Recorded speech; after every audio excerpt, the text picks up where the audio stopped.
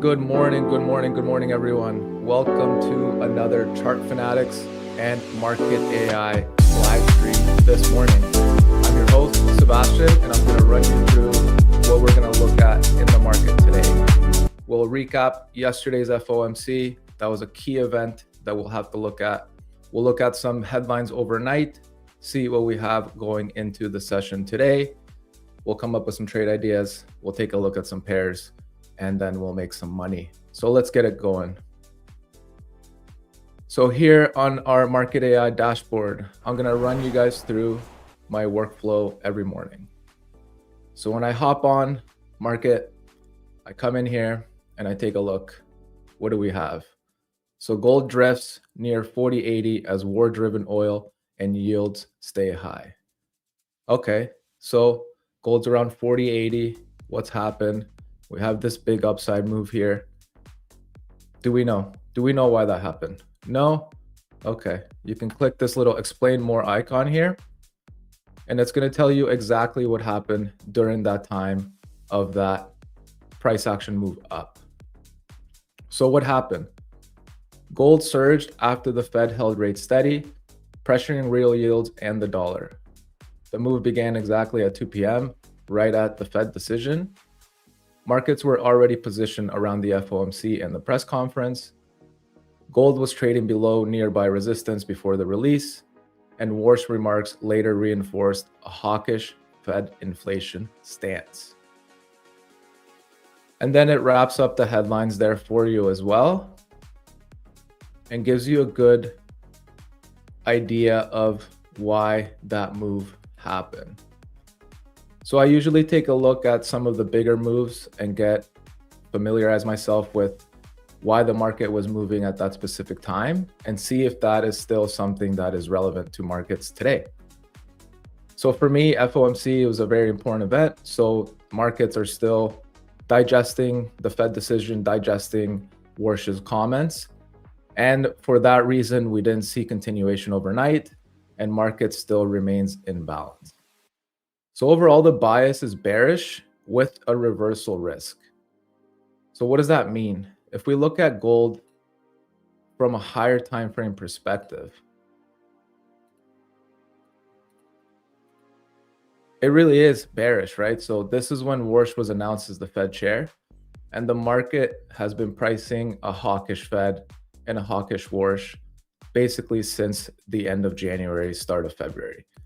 So even though we did see some big bounces from this area here, we're still bearish, right? Like we're still in this downtrend. We haven't broken above these highs. We haven't taken out a high. We've just made lower highs and lower lows the entire way down. This is the balance range that the market is in right now. So until we get an outsized move in one of these directions, we're likely just going to chop in this general area here until that happens. The FOMC didn't do it. The latest US and Iran tensions haven't done it. So the market has now accepted price at this level, and we need new information to either drive us higher or drive us lower. If you look at gold here and the way that it's consolidating, and then you look back at here, like this was like a 4-month consolidation. So it's not out of the ordinary for gold to consolidate like this before an outsized move. And it's July, it's the summer. Markets are a lot slower, volumes are a lot lower. So it makes sense that we're consolidating until we wait for new information. And then when I get an idea of what's currently driving price, I then look at the breaking news headlines and kind of get a summary of that. So prior to what's coming next week for market, I would have to go through these headlines myself and kind of synthesize that information, go through, see what's high impact and what's moving markets. But with this new feature coming next week, you can basically just ask market. So give me the summary of breaking news headlines for the last 24 hours and how that is impacting market.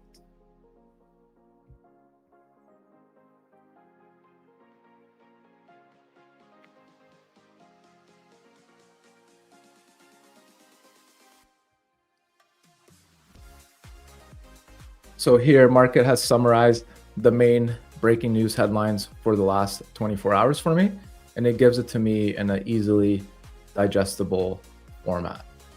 So major geopolitical escalation and hawkish central bank surprises are dominating the last 24 hours.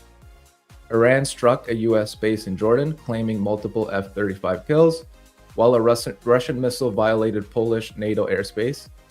NATO activated air defenses and framed it as unacceptable.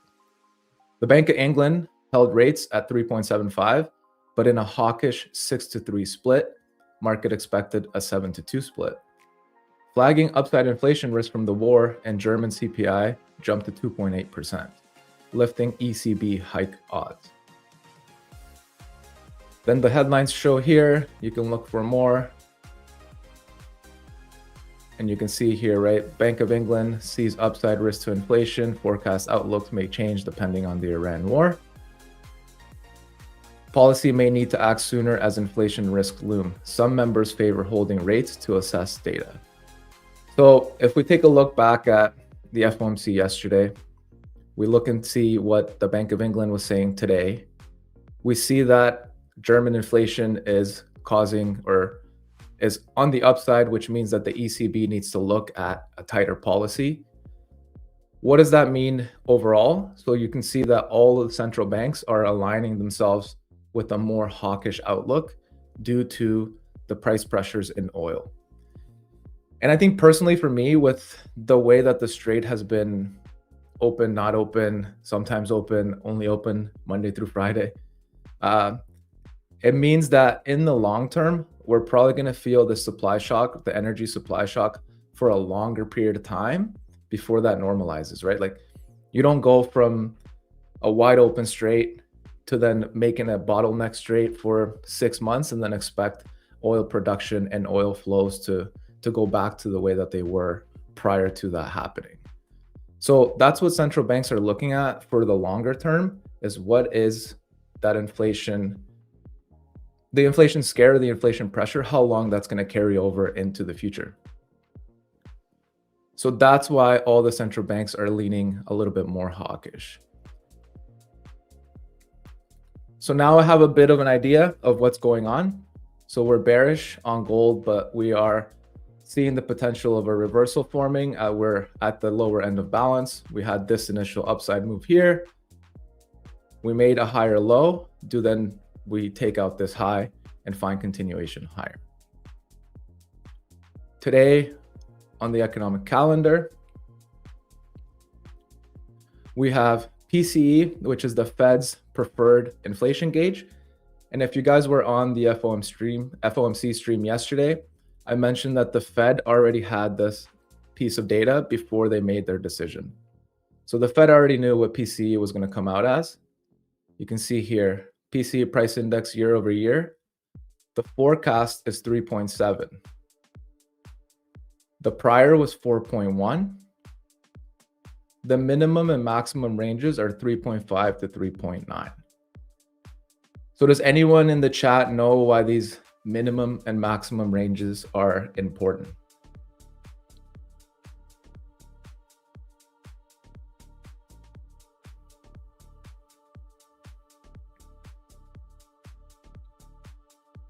So the minimum and maximum ranges are important because those ranges are what the market is not expecting, but the market is already accepted. So if inflation comes out at 3.6, then that's expected.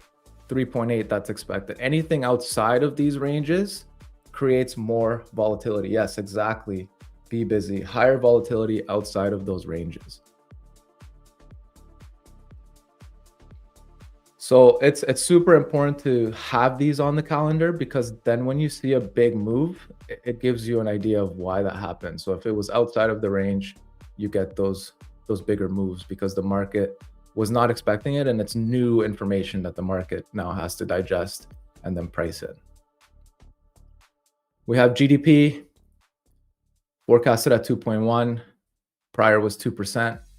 Warsh did say that economic growth is still stable, so I'm not expecting this to be some kind of surprise downside move. We have core PCE year over year, expected to come in at 3.3 with a prior of 3.4. Feds were really focused on this core PCE metric. And then we have jobless claims, but jobless claims has been in a range for, I want to say, almost 2 years, between like 150,000 and 250,000. So if you look at jobless claims and then the history for the past 2 years, what was the peak? 263, and then the lows were 191. I think it might have been lower actually. But yeah, so jobless claims hasn't really been a good indicator. I mean, it indicates that the labor market is still strong, but it hasn't really flagged any potential risk in the labor market. So now we know that the market is pricing in the FOMC. We have PCE inflation data, and then we have jobless claims. So now we're ready for our price action review. So I'm going to slap my levels back on here.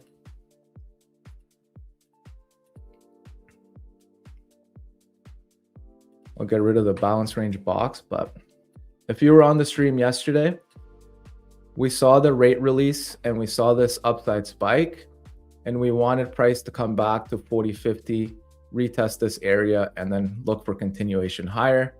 So that did happen overnight.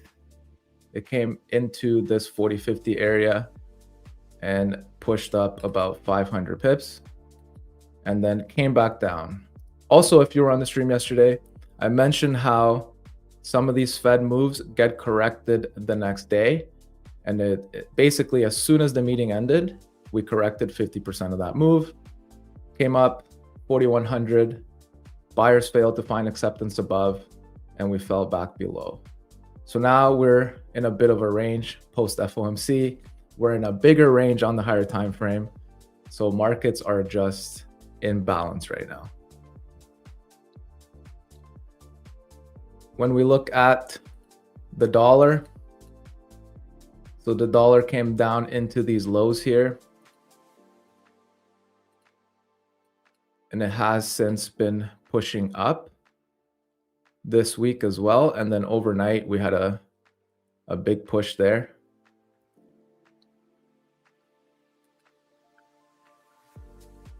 And then if you look at interest rates, oh, sorry, my dollar thing was inverted. Yeah, no, there's a push down. That's my bad there. So yeah, dollar is a bit more on the downside here. Interest rates, this is where I inverted the scale because it's a percentage, but when you think of this is interest rates going up being priced. So when I invert it, it's just more visual, right? So interest rates going up. Okay, but back to the dollar. We had the downside move from FOMC. We're down below 100.79. 100.4 is the next target level. And that is supportive for dollar upside, or sorry, gold upside, but we haven't quite seen that yet.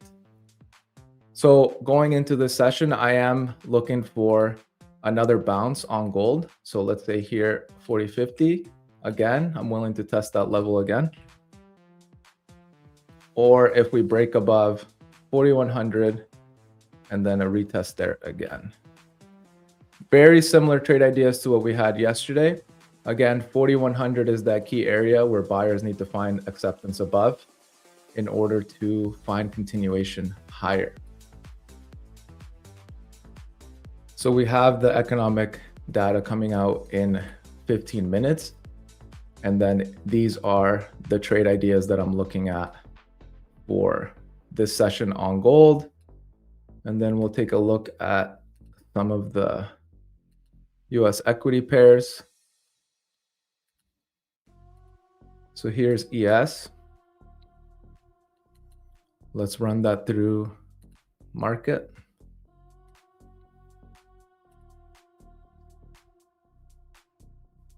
So ES, same thing as gold, bearish with reversal risk.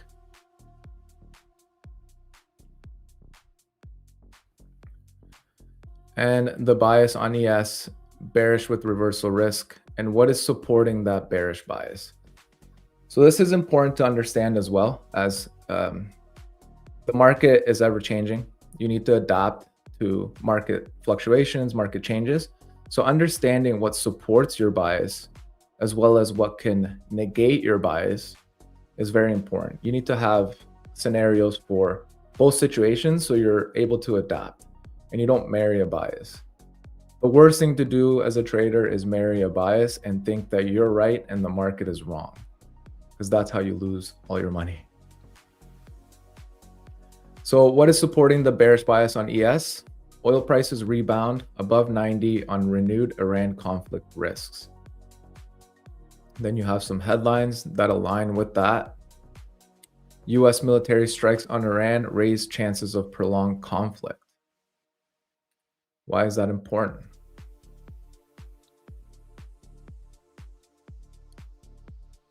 So that's important because a risk-off bias dominates as renewed US strikes on Iran raise odds of a drawn-out regional conflict and persistent energy supply disruptions. That is the main market impact that the US and Iran geopolitical tensions have had on the market. It's energy supply disruptions. The main transmission channel is higher and more volatile oil prices feeding into inflation expectations. Bond yields and tighter financial conditions for already cooling global growth. Watch crude benchmarks, long end yields, US dollar strength, and equity performance in energy importing economies for confirmation of a sustained shock rather than a short-lived spike. So if you're new to trading macro, trading fundamentals, you can spend weeks, months, years reading textbooks and getting the textbook macroeconomic definition of what impacts price. But when you get into markets, you realize that those textbook and academic definitions don't always align with what the market's doing, because the market is run by fear, greed, emotions, and at the end of the day, money, right? So money makes the world go round, and the way that the market moves sometimes is counterintuitive to what you think should happen, because the market is trying to inflict maximum pain from one participant to the other. So if you guys were on the stream yesterday, I asked what you thought maximum pain would be, and it was to see equity and gold upside after the FOMC, and we got some of that, but no continuation. But Market AI does a really good job of explaining to you why some of these headlines impact the market and in what way. And then we have hawkish Fed dissents lift future tightening risk. So you have here BOE, JP Morgan brings forward a rate hike call to December after the July hold. JP Morgan expects US Fed to hike rates by 25 basis points in December versus prior forecasts of rates unchanged this year. So you see the big banks are also bringing forward their hike expectations to this year. And something I talked about on the stream yesterday was, I think the market is okay with one and done hikes. It's a hiking cycle that the market is not fully confident that Warsh is going to go through with that, and Warsh was very ambiguous with his press conference yesterday. So the market has priced in one hike, but the potential for more hikes is what the market is trying to kind of figure out here. And then we have upcoming PCE and GDP data that could show firm inflation and growth. So that's what supports the bearish bias on ES. And then what can flip it bullish? Pakistan and Iran agree on LNG shipments safe passage. So again, a bit of optimism on the strait. for some LNG shipments to pass through for Pakistan and Iran to have a bit of an agreement there. Hormuz shipping talks and ceasefire efforts temper worst-case oil disruptions. U.S. economy showing resilience supports revenue and earnings growth. Big tech earnings and AI demand bolster S&P growth story. Fed holds rates steady and trims near-term rate hike odds. So JP Morgan saying that the Fed are going to hike in December, but then markets are, again, like I said, trying to figure out what that looks like. And then when you take a look at ES here on the chart, we came down, we made a low, we've now made a higher low, and let's see, we're now printing a higher high here. So same thing for me with ES. I would be willing to look for more upside, but I would wait for cash hours to open at 9:30 when that volume really comes in, and after the market has digested that economic data that we see in 10 minutes. So those would be some trade ideas for ES today. And then we had the trade ideas for gold. NQ is going to be the same buys as ES. I don't have levels on NQ right now, but if we have that low there.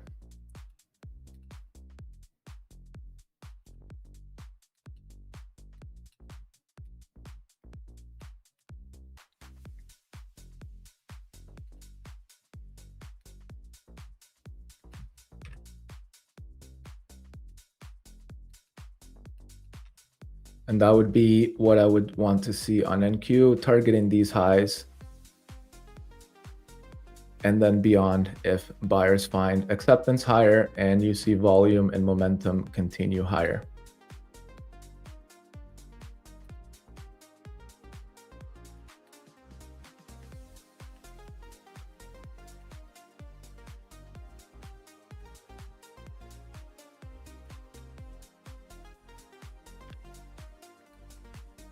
So we'll wait for the economic data release and see if that brings us any volume in the market.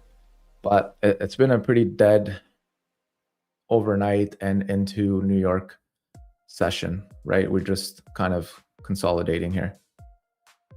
If you guys have any questions, anything you want me to go over, throw those in the chat. I can go over macro, I can go over auction market theory, I can go over basically anything. We can go over the Fed, we can go over central banks, anything you guys want to take a look at. Just let me know in the chat, shoot those questions in there, and I will do my best to answer them for you.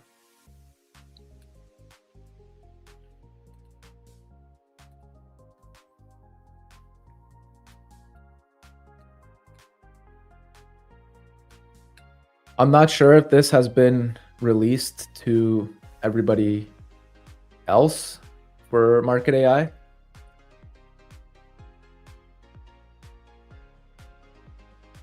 So sells on NQ, let's see. Let's dig a little deeper into NQ then.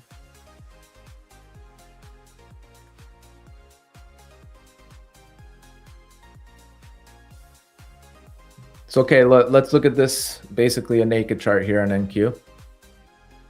I'm gonna slap on some volume profiles. So if you guys don't know, so volume profiles are volume at price. So how much volume was traded at each specific price. And that's not the same as the volume bars you get down here, which is volume by time. Why I like to look at volume by price is because we trade price. But what I like to see is this area here that is in this kind of blue shade, not gray, is the value area. So what the market is always trying to do is establish value. You may see price fluctuations up, but that doesn't mean that the market has valued that specific asset at that price.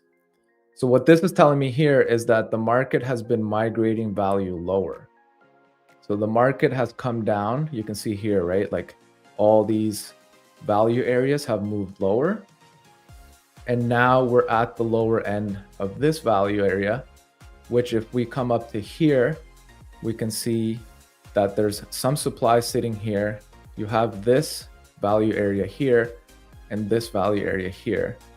So for me, if I was a seller and I saw these buyers coming up, where would be the last point of defense for me? So if I was a seller, my last point of defense would be here. This is where I would want to step in to maintain these lower prices and for market to accept value down here. So I would expect sellers to show up in this general area here. If sellers don't show up there and they clear out the way, this is very easy to correct, right? We made our way down here pretty quick. We'll make our way back up fairly quick as well if this breaks. So if those highs break, we would then be coming in to this supply area here.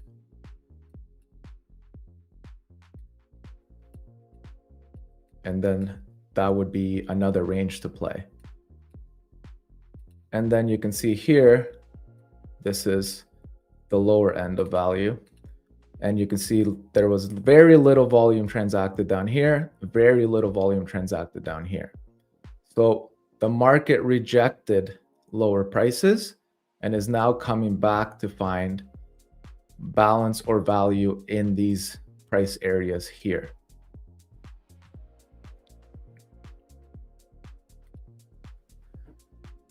And then someone asked, Strict Straits asked, does it make sense to sell gold to about 410, 405 area? If sellers step back in at 4,100, then we're likely going to correct down to these lower prices. And then you got to remember, you're at the lower end of balance here. If we look at the higher time frame again. So the longer that the market spends time down here, the more those prices get accepted. And then if we break below, it's going to be a big break. And like I said before with NQ, there's not much to stop gold from correcting this entire move up. If this low or this little area here breaks, we correct that fairly quickly. And if you were on the FOMC stream yesterday, I talked about Jackson Hole in August next month. So anybody in the chat remember why Jackson Hole Symposium is super important next month? I'll give you guys a couple minutes to answer that.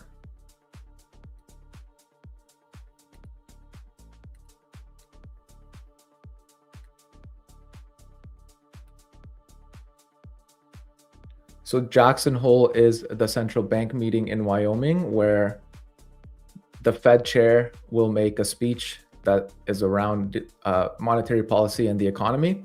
And those speeches have triggered big regime changes, big moves in the markets. So this was Jackson Hole last year, Friday, August 25th, where Powell flipped more dovish and he talked about rate cuts. That started to create this upside move in gold, which we saw. I think it was like some massive range.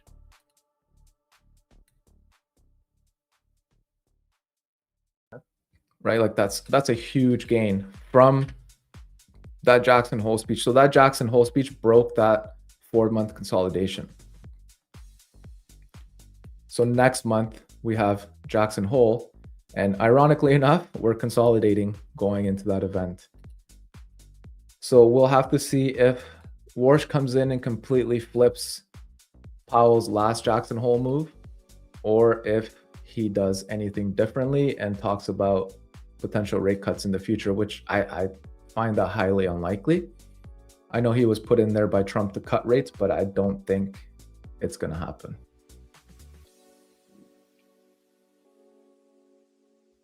Jackson Hole, let's find out. Actually, hold on. Let's look at the data first, and then we'll look at the dates for Jackson Hole. So 10 seconds until PC gets released.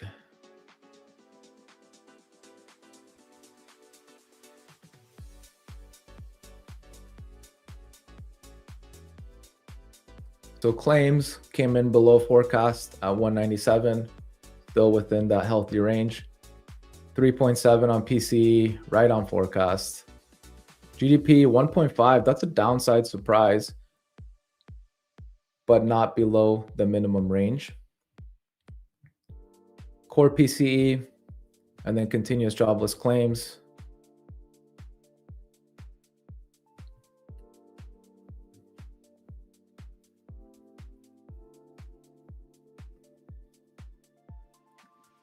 And so far, nothing really crazy on markets. The thing with PCE, it's that it's at the end of the month. We've already had CPI, so they adjust this forecast based on the CPI that comes out the second week of the month. So the market was already pretty well aligned for that 3.7%. And we don't usually get crazy fluctuations in PCE because it's already smoothed out based on the CPI.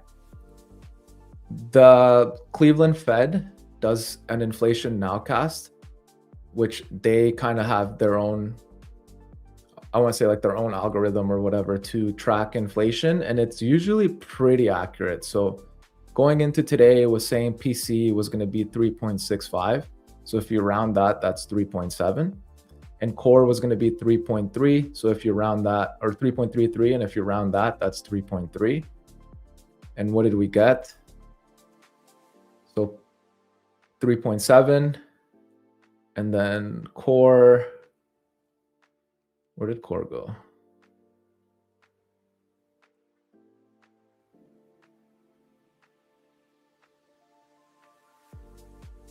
Core PC 3.3, right? So it was right on what the Cleveland Fed was forecasting. Silent orbit. Is it okay to go with the trade or still manipulation? For what asset? For gold or for anything? I don't think this data is going to be like a manipulation. There's not going to be a real volatile spike from this. So I think you can just continue to trade this like in a just basic price action structure. And then Jackson Hole.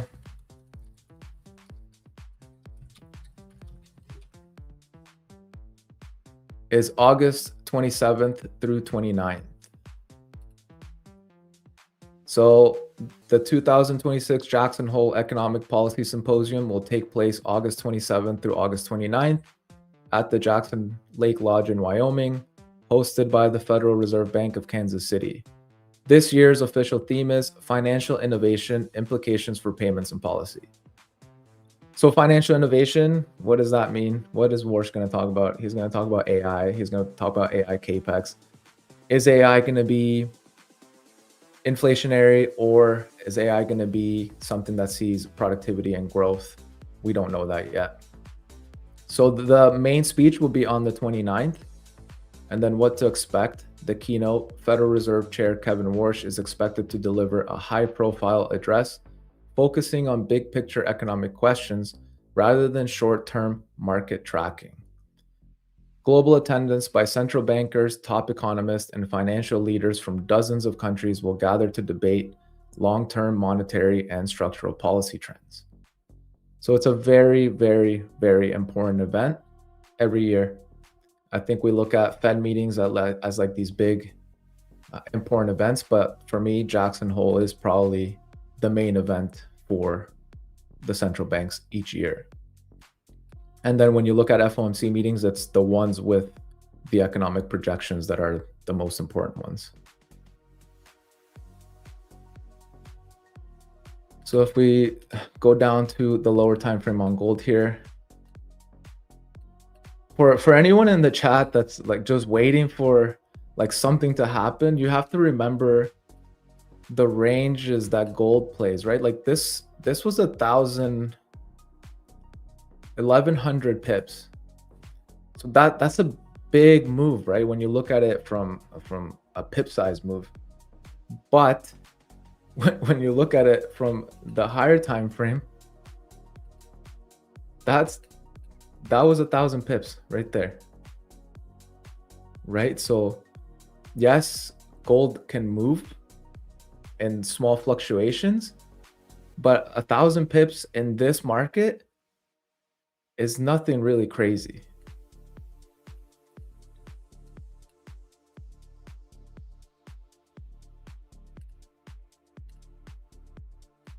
So let's just wait here, like playing in this zone here. I don't want to mess around. I'd rather wait for a dip into 40.50 or a break above 4,100 for continuation.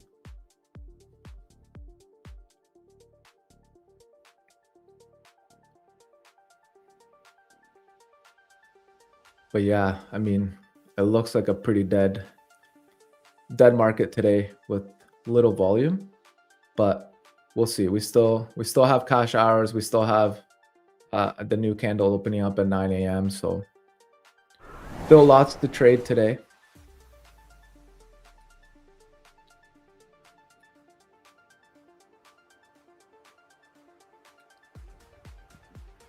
Is there anything in the chat you guys want me to ask market? Let's put market to the test. Someone in the chat throw a question and I'll ask market and we'll see what market comes back with.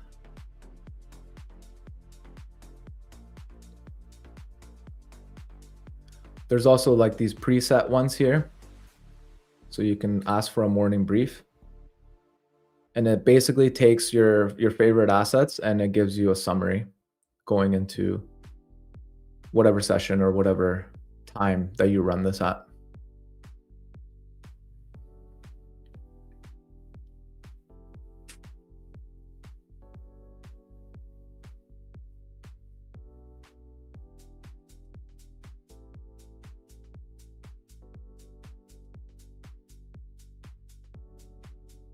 So it basically, it reads everything inside of the market terminal.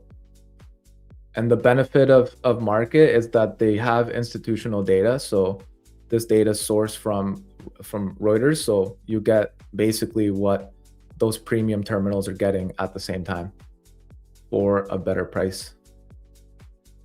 And in a better format too, right? Like those, like your Bloombergs, your icon terminals, they're all very text and report heavy, where market is more visual and it has a better UI for day traders and for people that like to look at markets in a different way. So the morning brief that market gave me for today, so GDP advanced Q2 just printed. So 8:30 it printed and market already picked that up. 1.5% missed forecast of 2.1 prior of 2.0. Softer growth is weakening the dollar and cooling yields. Here's how your three instruments sit post-release.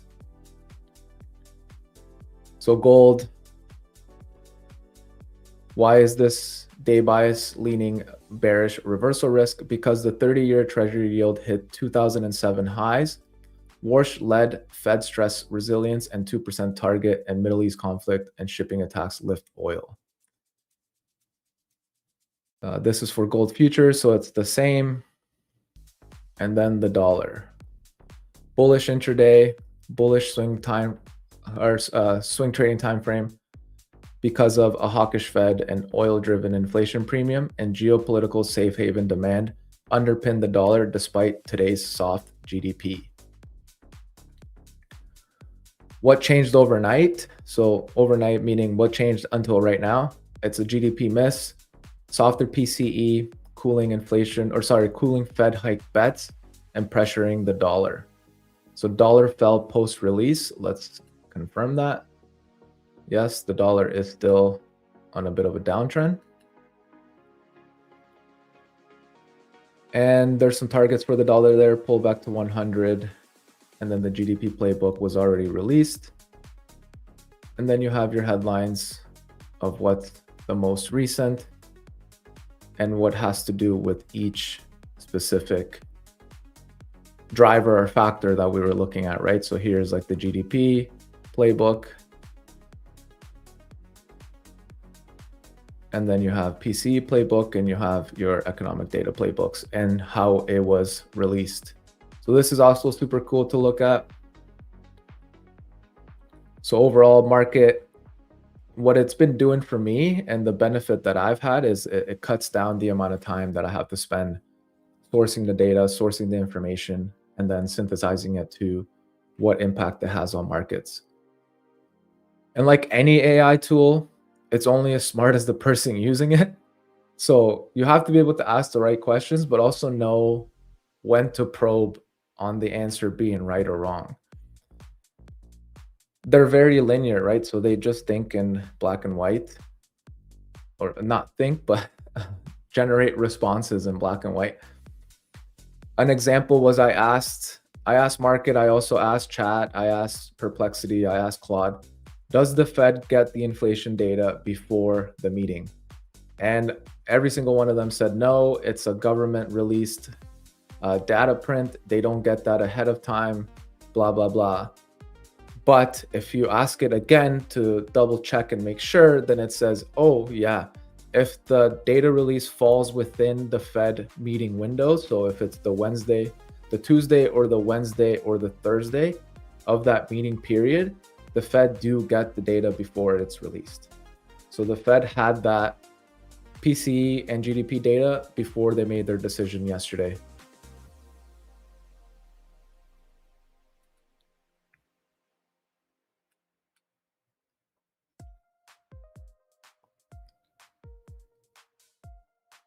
So let's see. I mean, we're just chopping in the same area here.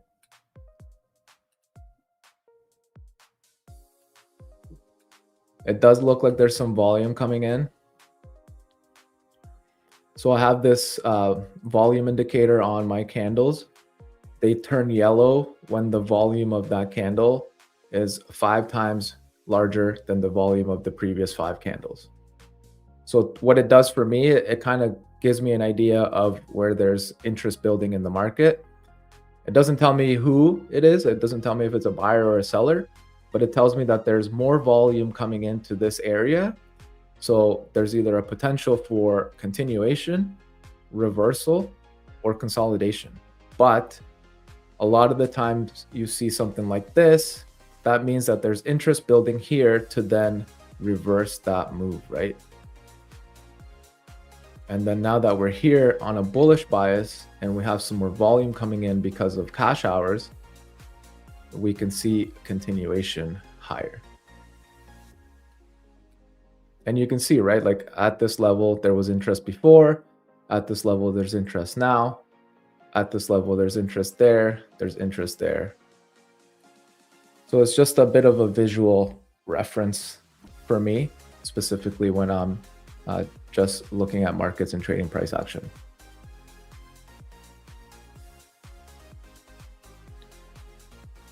Let's take a look at our US equity pairs. So ES, not much just yet. I do want to see it come down into this area here.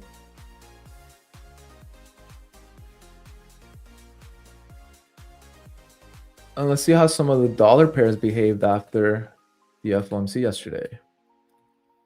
So Euro USD, let's take a look at this on the higher time frame. So inverse of the dollar, if you guys were on the stream yesterday, I explained that the euro is 60% of the dollar basket. So when you look at the DXY, the dollar, it's not the price of the dollar, it's the price of 6 currencies against the dollar in that basket. So it's the euro takes 60%, the pound, the yen, the Swiss franc, the Canadian dollar, and I think it's the Swedish krona as well, which is kind of weird to have that one in there, but that is what makes up the dollar index basket. And with the euro being 60% of that basket, it's basically a 1-to-1 correlation with the dollar most of the time. So dollar went down with FOMC. That means Euro USD pushed up. And you can see that the time aligns with that too, right? The rate was released at 2, and then Euro USD pushed up. made a high, made a higher low, is now making a higher high. So are we going to see some more corrective price action from the overall bearish trend that we've been in since Warsh took over?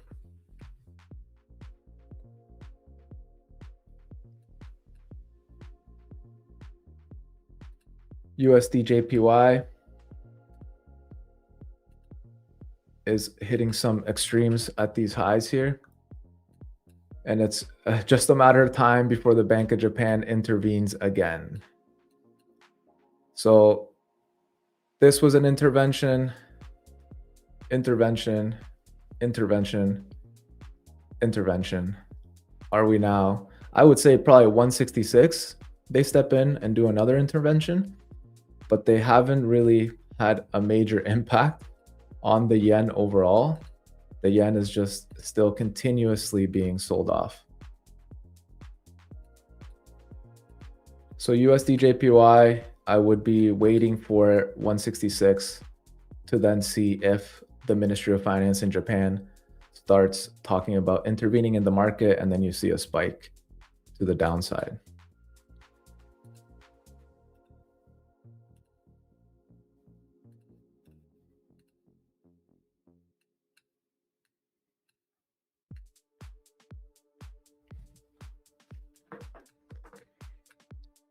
Yeah, looks like it's a pretty boring market day right now.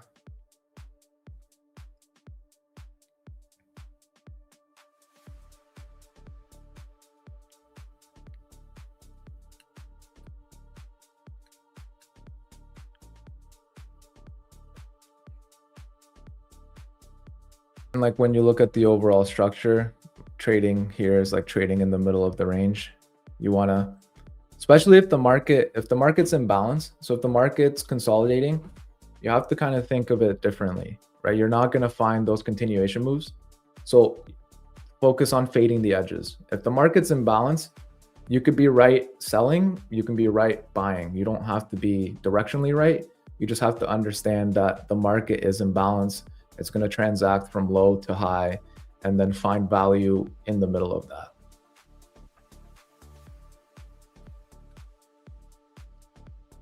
When the market is trending, then you do want to be on the right side of the trend. So when gold had that insane run up from the last Jackson Hole Symposium in August until February of this year, anybody jumping into sells at specific price points was just getting steamrolled.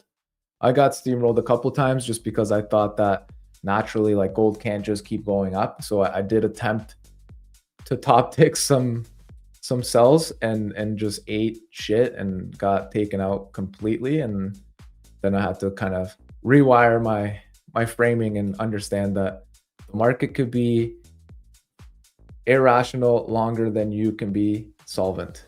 And then the market then starts to balance and make sense all over again. But sometimes the market can really throw you for a loop.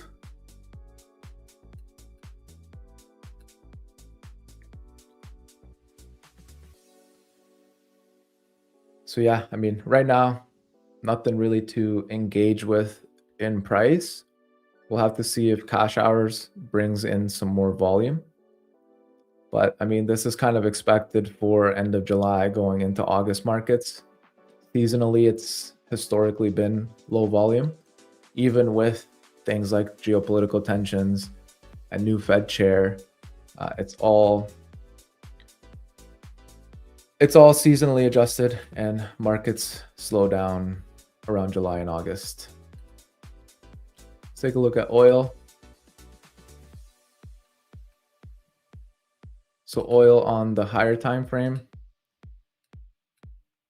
This is basically the war box, and anything in here has already happened and it's nothing new, right? So we had the initial strikes, then we had de-escalation, then we had strikes, de-escalation, strikes, de-escalation, strikes, de-escalation, a long period of de-escalation. That was when they had the the MOU in place. I think it was the whole month of June, and prices came down before they re-escalated again and then came back down. And now we're just sitting right in the middle of the box.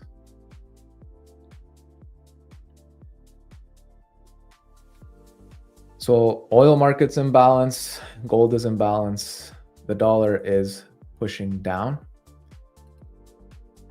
and markets are just a bit slow today.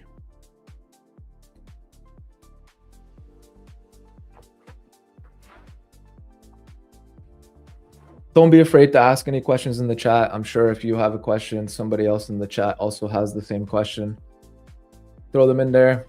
We'll see how the new hourly candle opens up, and if the volume isn't there, then there's no point in us sitting around watching paint dry and hoping for something to happen that's likely not going to happen.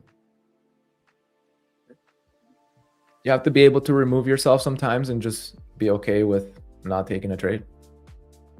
I know like some people say like not every day is a trade day. You can probably find a decent setup every day, but then you're also increasing your exposure to the market. So it's all dependent to each specific trader. You can't trade like me, I can't trade like you. It's all individual. This is an individual, it's almost like a performance sport, right? You have to show up and perform every day. You never just figure it out. You come into the market and you have to perform, follow your rules, follow your strategy every day. Every day is part of the process, and you never truly just figure it out. It's like a professional athlete, right? Like let's say Kobe Bryant, LeBron James, they take hundreds and thousands of free throws. They've made hundreds of thousands of free throws, but they still practice their free throws. Because when they get to a point where you're game 7 of the NBA finals and you have to shoot free throws, your brain just triggers back to that process, and it's like muscle memory. It's like we've shot thousands of these free throws. It's just another free throw. It's the same as markets. If you watch markets and you follow your process every day, when you show up to the market, you can just tell what type of market it is, can you trade it, and are your trade ideas going to formulate, and then you're able to execute and then follow your rules, follow your plan, make some profit, or you take a loss, right? It's Kobe Bryant lost NBA finals, LeBron James lost NBA finals. You can lose a trade and still be successful in the longer term. So don't let one trade, one bad week, one bad month derail you from understanding that the process is what's going to carry you the furthest. It's about the process and following the process and showing up to perform every day.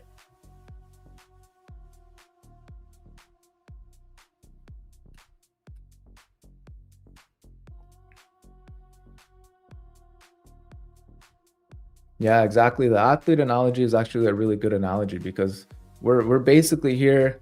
And the thing with markets, and I don't know if you guys have watched Imre before on the podcast, it's an individual thing and it's just you versus you. So like if you think of like tennis, like golf, it's a you don't rely on a team. It's you versus you. It's your mental space. It's how you approach this. It's a performance thing. You need to be able to perform at the highest level, because unlike, let's say, tennis or basketball, like I can go play basketball at the gym. It's just going to be against some other chump that came into the gym down the street. It's not me playing basketball against LeBron James. The markets are different. We're trading markets with the top of the top, right? Like we're trading in the same field. We're playing on the same field as the hedge funds, as the banks, as the high frequency traders. These are people that invest money for systems to take our money. So we have to be able to perform at a high level and keep things as consistent as possible to reduce that risk that we have of these other professionals taking our money. Yeah, Matt, that's actually a great Michael Jordan quote. I've missed more than 9,000 shots in my career. I've lost almost 300 games. I've failed over and over again in my life, and that's why I succeed. That's really, really good. I don't know if you have read Tim Grover's book. I can't remember what the name of it is, but he was Michael Jordan's performance coach. And some of the stuff he covers in that book is the way that mentality of Michael Jordan, Kobe Bryant, like just that killer mentality where you have to be okay with losing, but you want to have to be the best. And you have to go through some sacrifices, some hard moments in order to come out on top and be the best, right? If you look at Jordan, like was the best, then he had the whole gambling thing, and then his dad got killed, and that was like a whole different thing that was brought into his professional career. So if you look at markets and like how outside sources can impact you, when you come to the charts and if you're not ready to perform mentally, the market will expose that, and the market will easily take your money. Like how many times have you come into the markets and you have a bunch of other stuff going on and you want to take it out on the markets and the market just fleeces you and takes all your money? It's happened to me before. I'm sure it's happened to a lot of you. So it's super important to have the right mindset when you come into markets, because at the end of the day, it's a performance activity. Stretch, yeah, this the yellow candles are an indicator on TradingView, but it's a private script. I'm just still working on some of the details for it, but it will be released in the future. So I'll keep kind of just running through it on stream, and I'll see where we go from there.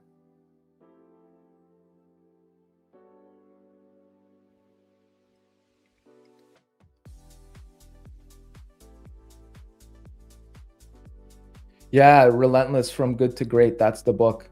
You got it, Matt. That's a great book.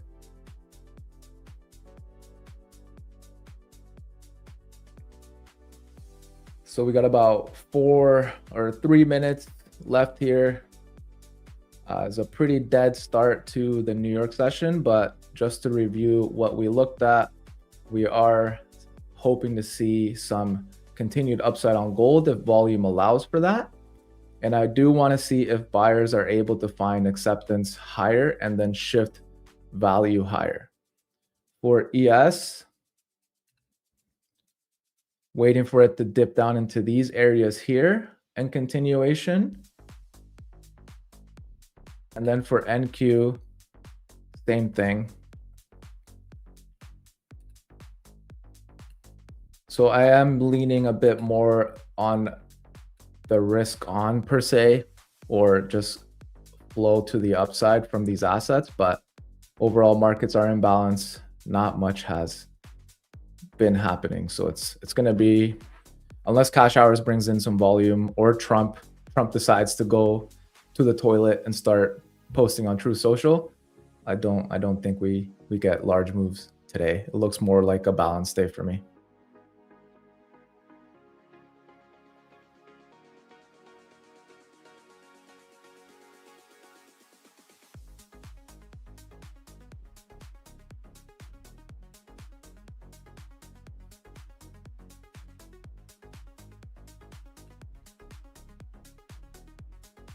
And then if you guys haven't, obviously check out the Market AI terminal. If you're a retail trader and you trade macro, you trade geopolitical events, you want to know what the headlines mean when they come out, you want to be well aware of that, marketedge.ai, that is where you find this amazing tool for day traders, created by day traders for day traders. I know that sounds a bit cliche and corny sometimes, but it really is, right? Like they take feedback from the traders and they implement that feedback instantly. And it's a platform that's grown so much over the last year, and just seeing it progress and seeing the team elevate it to new levels just continues to set the bar higher for everybody.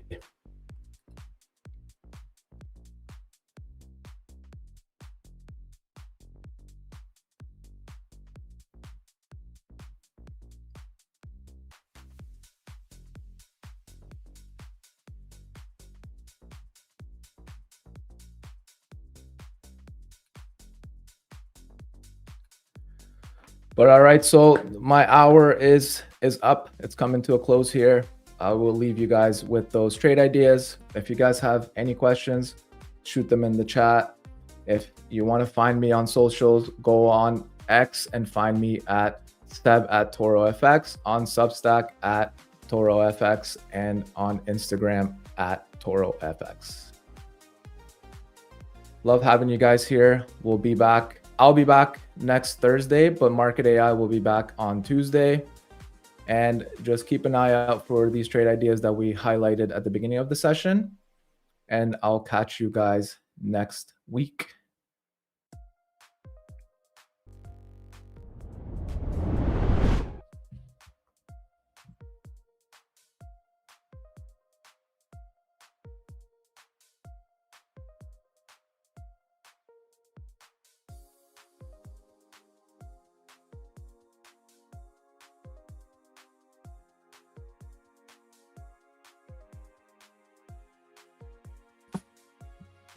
One, two.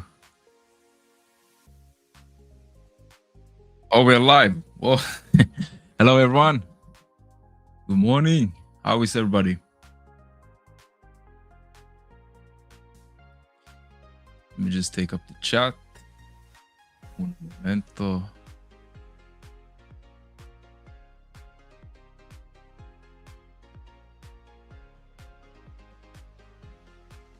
How is everybody doing? How has your week been?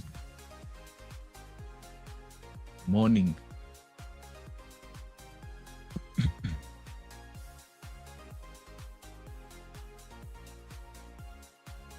Oh, what's popping? What's up, Matt? Hello, aha.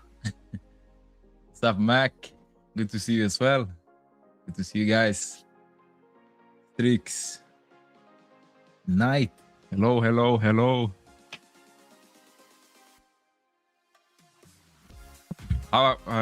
has the week been for you guys? Are you guys up, down? Mine is down. Side trend so far. Okay. Green here. And you? I'm green, but not a lot.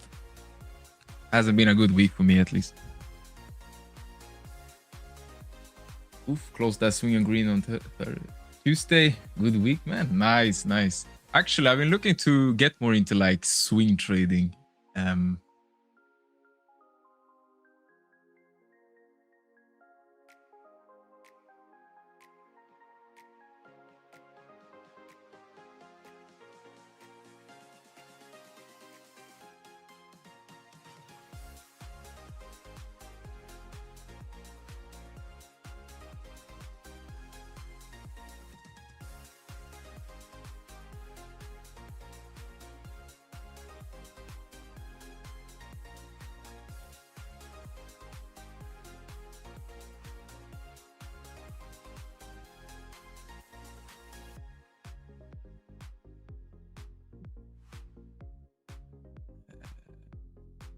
Can you guys hear me?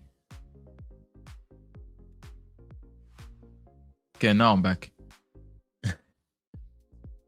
What's up, Glass? Yeah, like I said, hasn't been a good week. For me, at least. I didn't trade on any funder or anything like that. Only on my evals. And I want to tap more into swing trading. Like last Tuesday, we did a lot of scalping, hyper scalping, and I don't usually do it. It doesn't fit me that much. But yeah. So do we have any swing trade? I know, Mac, that you said you took a swing. How is it for you guys? Do you guys prefer scalping or swing trading?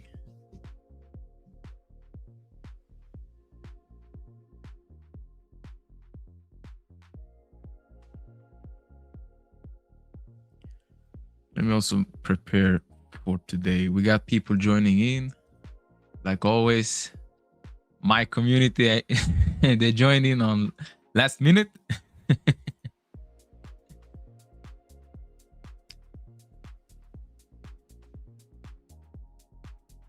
Scalping, I prefer 5-minute time frame.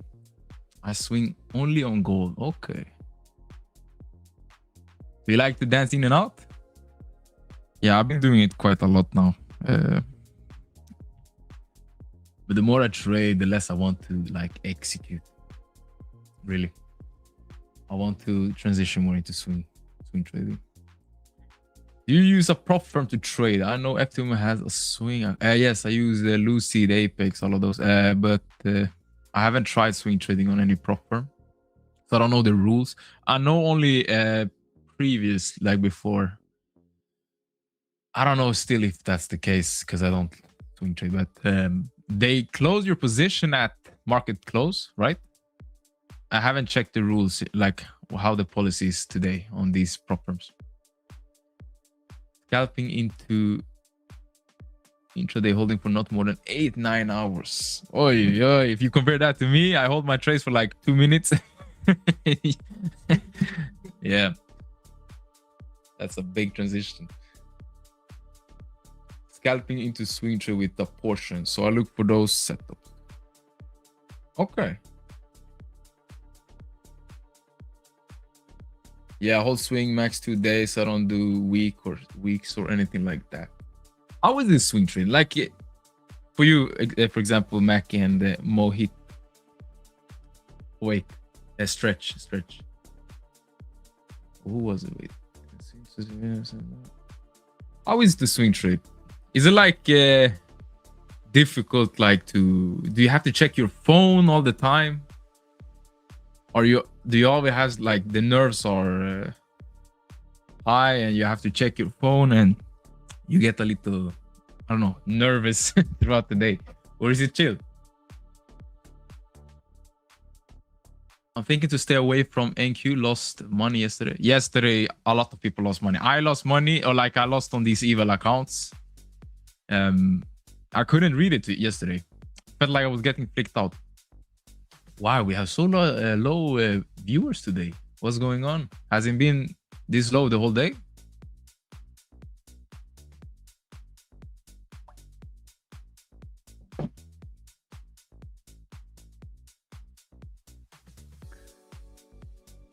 What's up, Akshay?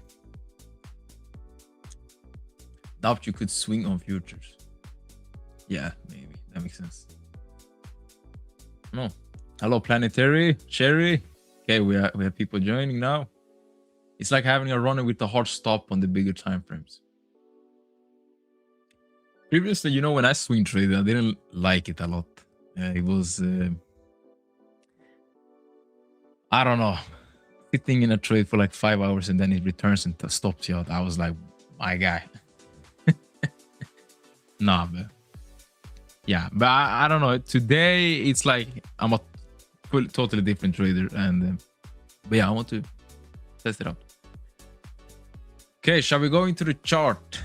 Shall we look what we have for today and what we can anticipate and plan? Value is clearly shifting lower. Yeah.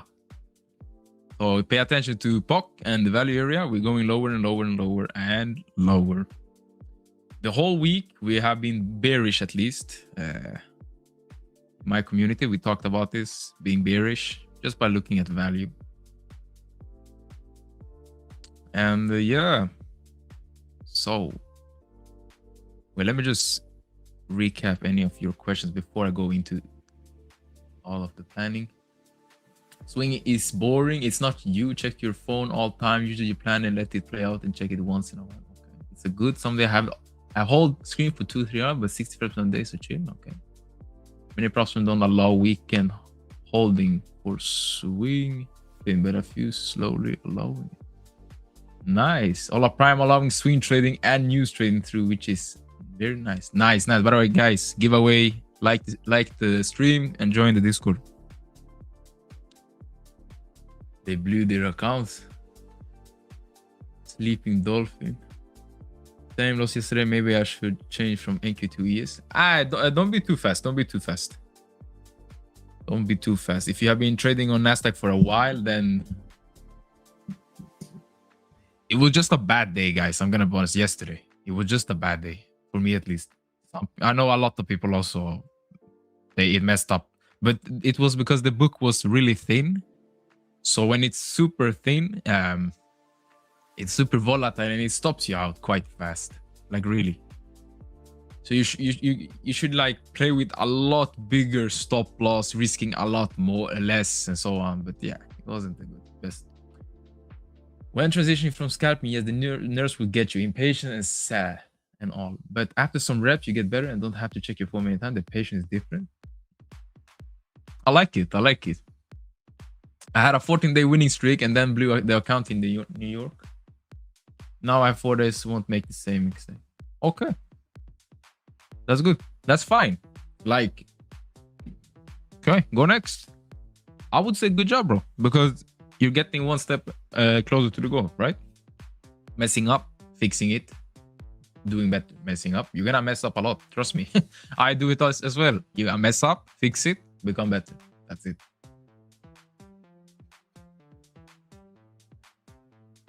I love swing, but by the way, it's super chill and I have semi-automated. I'll see how it goes and increase risk then. Okay, okay. Nice. Yeah, I need to find a good swing prop. Today could be a good day for the IVB. Let's see. I tried changing from NQ to ES. It was horrible. ES moves so slow and different than NQ. While NQ is... Yeah. ES is super stable and not as explosive as Nasdaq. Yeah. New account, fresh start. Bello. I like it.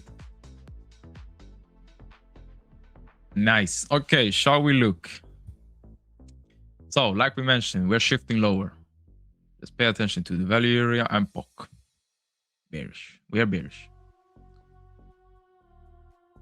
I'm really curious to see where do we open up today. Let's do this. Let's open up ATH. And then I'm going to plot on the left side. So I want to pay attention to yesterday's profile levels. And yesterday we have...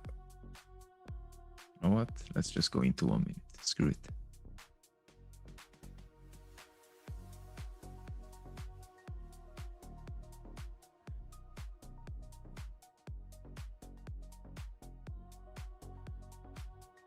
Yeah, so this is yesterday's value area high and low, these lines that I marked out. So I would want to be a seller at value area high, which we are right now at. So it can be a really good place to take a sell. So if we get an IVB, activation to the downside, retest, send it lower, I'm all there. I'm there to take the trade. By the way, okay, this might be a little long fetch, but if you look, pay attention to one thing. So if you see the views, we have 60 viewers right now, okay? And yesterday was a really shitty day, okay? Maybe, yeah, I hope I just like seeing some stuff like this, but it can indicate that yesterday a lot of people actually busted their account and they're taking a break today. So they're not even gonna watch the trading. They're not gonna do anything. That's just something I just thought about right now, because I know some people from my community, a lot of people busted it. I got DMs about it. They're gonna take a break. They're not even gonna trade more this week. Yo, your VWAP is plotting from the RTH only? Yeah, correct. Wait, my VWAP? My bad. No, it's ETH. ETH. I just talked about volume profile. No, VWAP, ETH. I want to see the volume from like the VWAP since the beginning of the day. How can you do the spoofing tutorial today? That you... By the way, we sat yesterday when we traded. The market was so shit. Like, okay, so we just executed on the demo eventually. So we started to like put some limit orders. Nah, it was fun. Right. I wish same too, not, but I just trade. Wait. Rephrase that. Mojito, yes. Pav, did you see my top tick snipe from yesterday? Gex one quite some. Oh yeah, I saw it. Well done, brother. Nice, Sherry.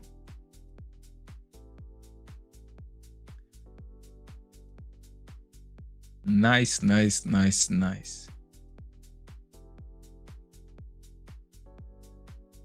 Made money yesterday. Lost most back this morning. All good. Stick at it.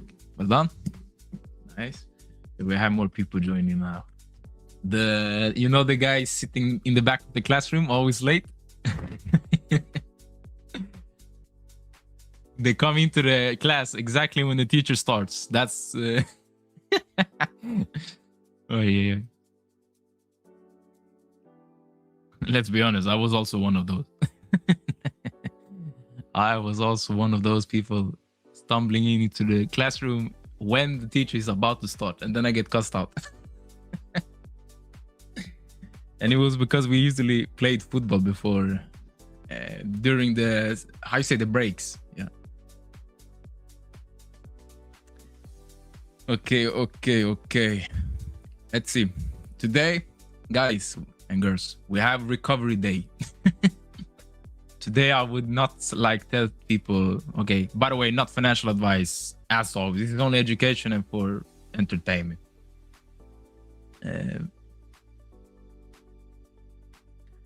But yeah, if you had a really bad day yesterday, take a chill today. Do it slowly. No stress. We recover together, huh? What's happening, man? We have a moment when what is making people lose money. Probably they are doing something in FOMO or taking trade on overstretched market. I don't know. This is it's actually quite interesting to see. Usually when we have a bad day, and also my own streams when I stream on YouTube, the day after you can see the views drop because people are recovering. They don't want to trade, but you can like see when people are losing just by looking at like viewers and so on. But on Monday, I can almost promise you're gonna see like a lot of people back. So what you can do next time there is a shitty day like yesterday is, you can't predict it. However, if you look at the book, so yesterday was a theme book and you saw the volatility and how it is behaving and so on. Do whatever you guys want, but for myself, I think I would just like skip that day, sit it out. Because you know we have like maybe 1 or 2 times in a month you have a day like that. It's super crazy. Risk management, know when to take the lot. I usually do 1-to-1 RR. Nice. Clean. Risk management. Okay, besides from trading, guys, because it doesn't always have to be about trading. How is life? I want to hear. How is life? If you put trading a little to the side, I want to hear how you guys are doing. Bro, put that data in an AI indicator. Which data? Oh, by the way, did you see the whole recovery back from put support? Bellows. Nice, Sherry. I'm tired, Pop, doing trading business, and I'm an accountant. But you have the same, I know it. Yeah, I'm also super exhausted. I need to take some vacation. Yeah, doing trading and business at the same time is sometimes bad, sometimes good. It reminds me of the hockey player, huh? Sometimes good, sometimes shit, sometimes good. Hey, Pop, have you gotten a chance to use the deep gamma yet? No, it's launching today, right? Or is it tomorrow? Surely it's not live, right? Deep. I don't see it. I'm gonna get access to it because I'm a partner with Deep Charts. Then I will test it out. We have on TN Trading Nomads, we just got some TN options for our members as well. I know that Deep Shot doesn't offer exactly the same. We have some more stuff that we give. But I think it can be good also, Deep Shots, whatever they're offering. It can be good, of course. I wonder if they're going to put a price on it. Surely they will. Life is good. Kids are growing well. Chicks hatched. Garden is flourishing. Bank account is still in green. I'm happy for you. Well done. Nice, Tiger. Slow. Is it going slow? No. War socks and these drones are scary as they get smarter and cheaper. Yeah. Crazy world right now. Actually. I have to think about my life. Now you're torturing. Is trading a little getaway as well for you guys? Besides from just making money, is it also something that gets you away from like thinking too much about life?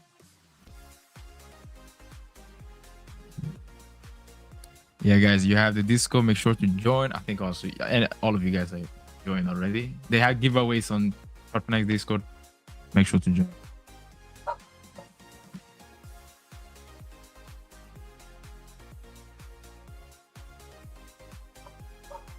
Our scouts wanted to make a Trojan duck to give to another scout group at working. What the hell? Okay. Fav, try Fabius Candace order track template if you have time right now.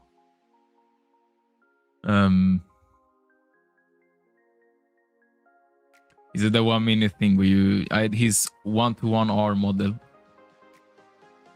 Let's take it up if you want. Candle order track scalp. Basically, you see the volume profile for each 1 minute candle. Oi, oi, oi. I have this already. I have it as deep print on my left side. You guys can see that chart. It's one of my own templates, but not this one. What the hell? It looks crazy. You buy and sell on value low and high. Wait, is it really? Okay, let me go back. Wait. Not much. Same. It's mid-year. Same routine every day. Exercise, work, trade, sleep. Oh, nice. Yeah, sure. Trading is definitely fun for an hour a day. But what is your favorite animal? The eagle.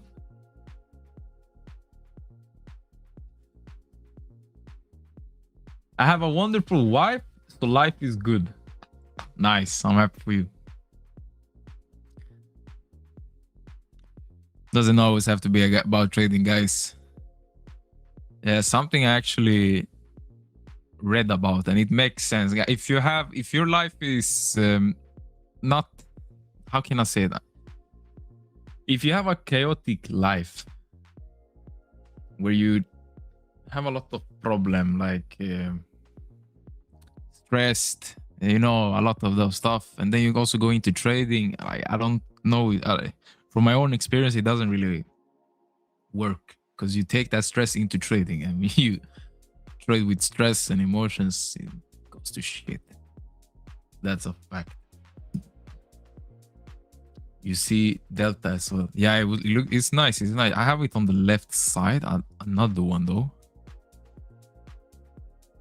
I'm also developing an extension of IVB, another model of IVB in a sense, that uses the right side delta profile and the 5-minute time frame looking at volume. So it's an interesting topic. Let me share with you guys it. So you know when we have IVB setting in, so for example here, first 30 minutes, IVB sets in, and we break out. Okay, we want to look for an entry in this area, correct? That's my model. So one thing I look for here on the 5-minute is something like this. It's a B shape actually. And I want to see sellers here. I want to see a lot of sellers trying to push price lower here. Because if it's a B shape, and then when price trades above the B shape up here, all of these sellers lose. Stop loss, you can, then I would take maybe a long here.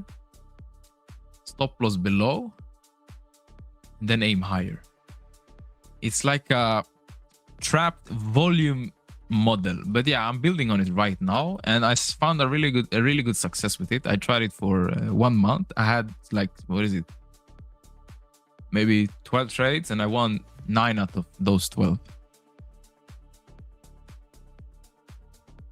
But yeah, it can it's still in developing process. I will share it with you guys, of course, when I get the results. I thought your favorite animal would be a moose. Why the hell? Why specifically a moose? I like to see absorption though through the temp, especially on gates where I don't see absorption big trays. Yeah, Sherry, this is actually good. The delta and all that, it shows you absorption when you don't see it on big trays. I'm also implementing it more. So, do you mind telling us about you? Of course. What do you guys want to know about me? I have been transparent since the day I started with YouTube. What would you like to know? Why ICT 2022? What? What do you mean? The issue with Risa Delta is you can get cluster, and I want to see Delta distribution per candle. You know, Sherry, set it to manual. You can set it to manual, and something I'm also tweaking on. I want to see the volume in correlation with delta on the right side. I don't want to see just delta, because just use this logic. So if we have like this right side where they are stepping in, okay? Maybe you see something like this.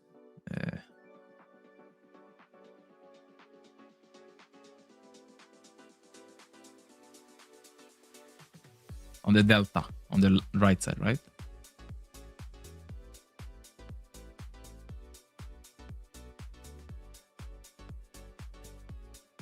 So it can look like this, but this can be so misleading. Why? Because on the right side where we see the delta, maybe this was little volume, so not a lot of buyers, but it plots out as super big, right? It can be little buyers, but it plots out really big. But once you implement like volume, maybe this was like, say, 5 contracts, okay? This one is 5 contracts. And in this fight area, so this one was 5 contracts, and in this area, it was, say, 50. They fought a lot, and we had, I don't know, 50 contracts, something like that. The reason why this delta can be a little smaller is because there was sellers as well. So people might say, aha, okay, if you don't see the numbers, they're like, okay, this one is the big vol, this is the strongest level. But in reality, it was this one. It was this. Because when you filter out to volume, then this one disappears. And you just have this one. Like, does that make sense? Maybe I can showcase it another time. Okay, we have market open in 2 minutes now. Whoa, we're kicking it. It's just making sure like the volume is also in play. Okay, now we have my team is joining more and more. How are we doing, everyone? Is it not Swedish national? Aha, you mean like that? No, okay. Moose. You know, I have a story about the moose. I was in the woods with my dog, and I have a Jack Russell, okay? It's like a Duracell. It's a small dog, and it's super hyperactive. But we have market open up. And we go in the woods, okay? And we like to walk into the woods, and it's deep into the woods. And I go with my dog, and the dog is a hunter, right? It's a hunt. The breed is like a hunter breed. They like to hunt. And out of nowhere, my dog is like, he starts to like search. And I'm like, what's up with him? So he starts to search, and I'm like, okay, oh, shit, we maybe got an animal, maybe a reindeer, something like that. Oh man, this guy found a moose. So what you don't want to do, obviously, when that happens. So we go, and we found the moose, but it was turned the other way, right? I swear, if my dog barked in that moment, I don't think I would sit there. he found the moves, and bro, I got so much panic because you look at it like this. It's super tall, okay? Okay, and I'm 185 centimeter. I don't know what it is in your American height, 6 foot. I don't know, but that shit is tall. So I get panic and I yank the dog. And I get the fuck out of there. Sometimes not good to have Jack Russell, huh?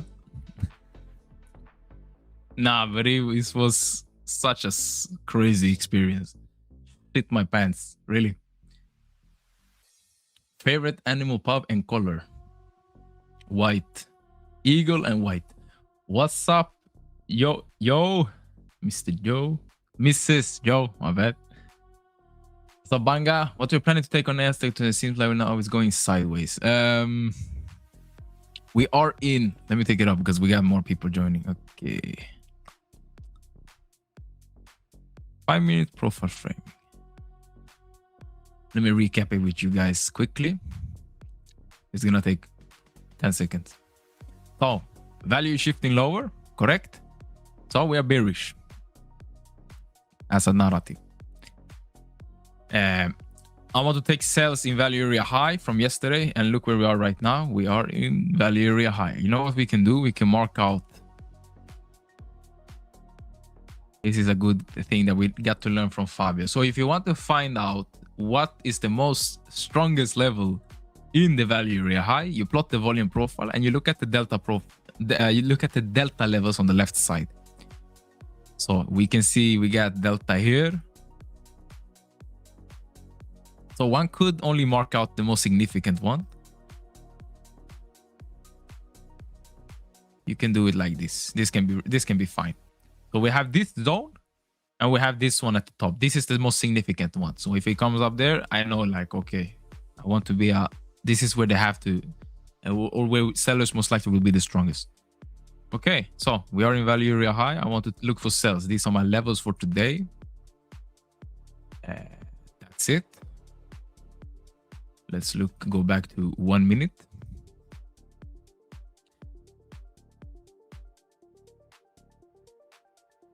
Yeah, I'm looking for sales. So let's see. We have these levels and now we're just waiting.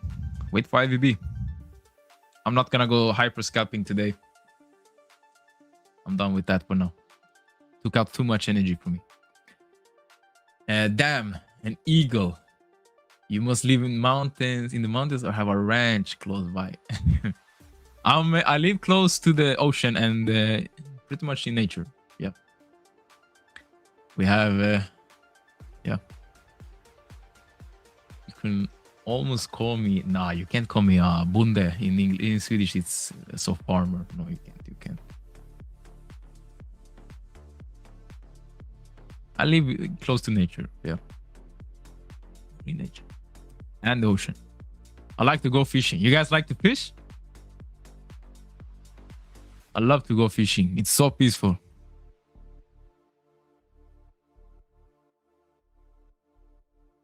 Not that I'm good at it. Okay, like you just have to sit and wait, but it practice your patience a lot. I don't catch big fishes. Not that I'm just started with it actually this summer. Still learning like how to become a better one.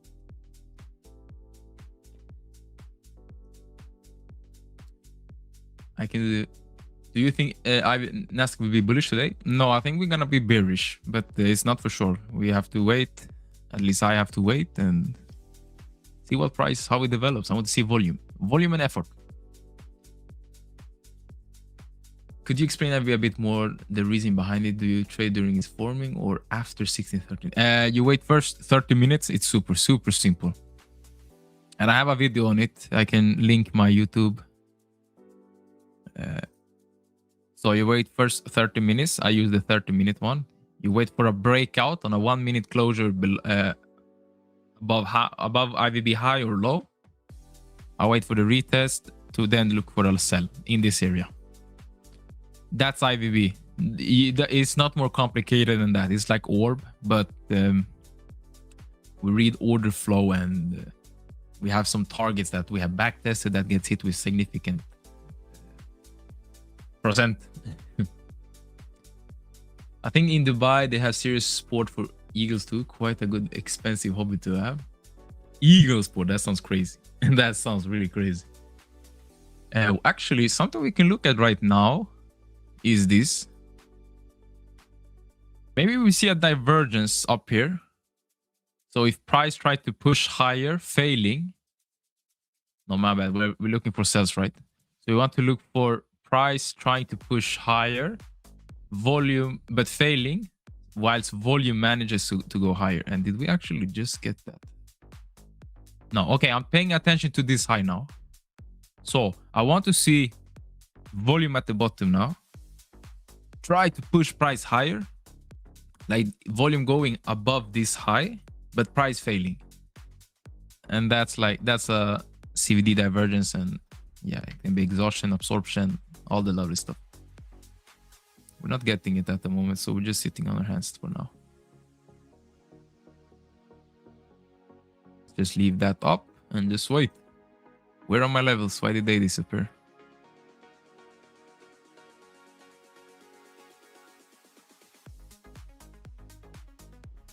Uno momento, everyone. I'm just fixing my levels again.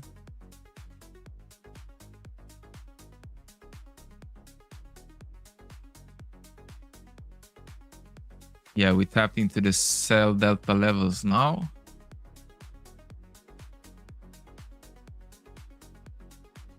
Okay, that's it. So now I'm just waiting. Gamma is negative. Yeah. Yeah, I love Jack Russell. Nice. What's up, Z?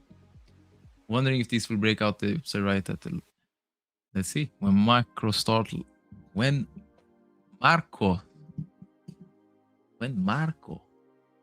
Do you macro or Marco? I had two twin boy Jack Russells as my first pets. I named them one Jack and the other... Oh, shit. Jack Russells are super funny, but they are sometimes super annoying. Eh? Crazy dogs.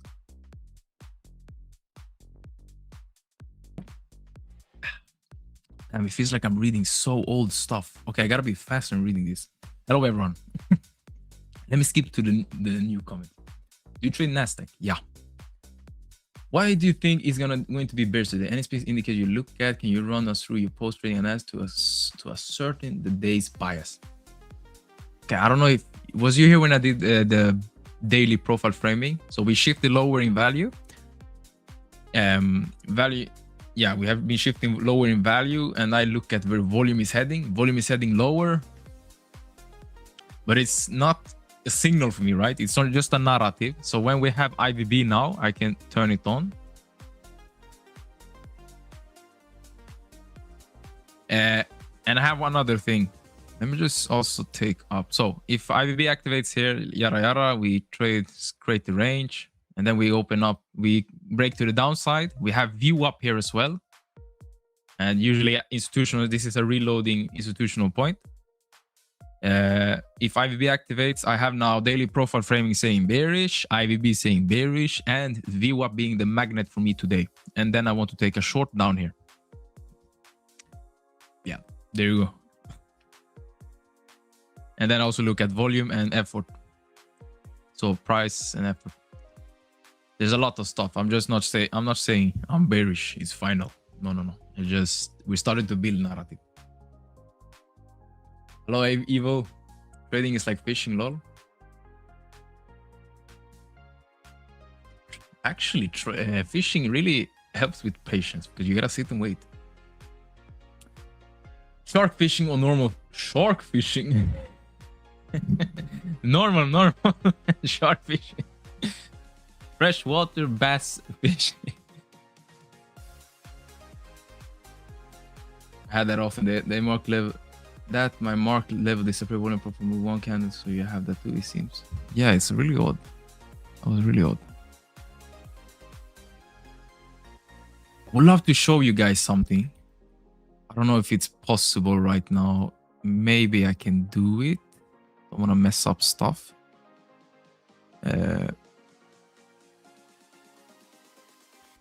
think I can do it. No, if I press this, it's gonna stop share. No. Okay, I'm not gonna touch it. So we have this app called TN Edge, where we have a live dashboard that shows 4 statistical stuff. So I can see the probability of us reaching IVB, the target reach levels. I see the RTH gap fill for today, the probability of it. Today it's 19.2% chance of getting filled. And then I also see the expected move and ADR and all of that stuff. I would love to show you guys this. Maybe I can screenshot it and show it. If you go to Discord right now, let me show it to you guys.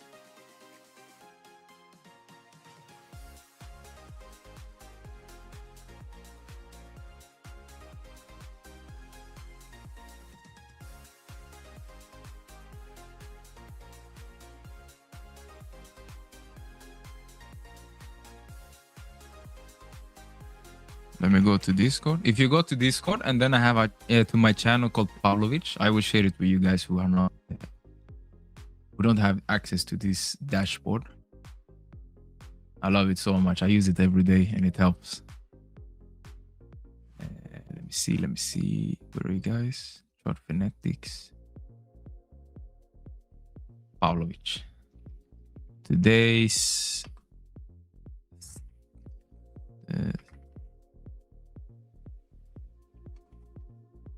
statistics. I think I spelled that correct. If you go to now Pavlovich channel in Discord on Chart Fanatics, I have shared a screenshot with you guys. Basically, yeah, check the image out. I think you might like it. It's really good.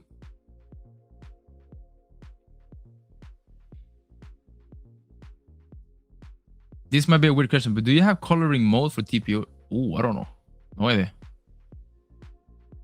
I think you have, yeah. Where you place the trade entry, I have not entered a trade. You will see me enter a trade once we execute. You will see.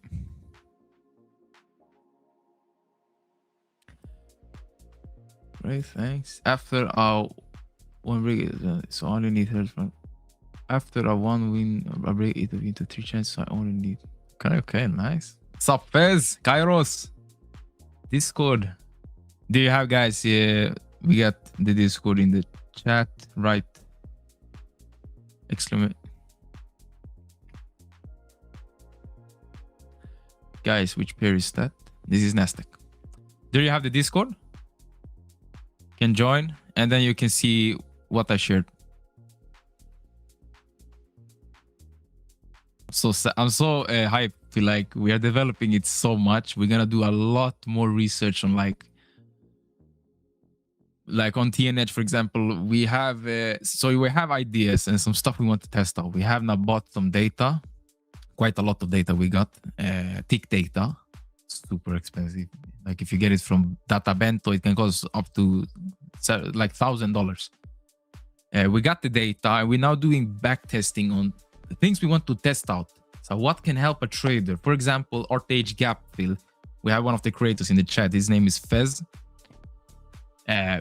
You get the probability of what's the chance of us filling the gap for today. Super simple. And it's based on like a lot of like years of data, back testing. It looks at breadth of market breadth. What's it called? Fez, breadth of market. Like it's, yeah. And I think you worked on it like for how many months? I can't even recall. But it's super good. Like it's not like a model in a sense. It's more like statistics. So you can trade with findings, with stuff that can help you. You can align it to your own trading strategy and just, yeah, use it. Okay, yikes, we slice through. Now this is super bothering. Look at this. Look at the volume from the sellers. They pushed this much and got destroyed by buyers. Look, we just chopped in price. This is a good CVD divergence. Like, look at this. A lot of sellers pushing, but what did price do? Nah. Every time we went lower, they bought it up. Bought it up. They buy it up. Buy. And then They step in, bam, we send it. CVD.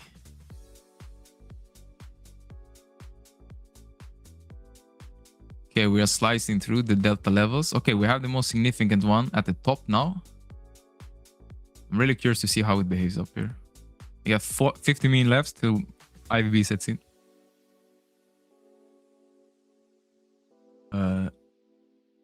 Oi. I become moderate.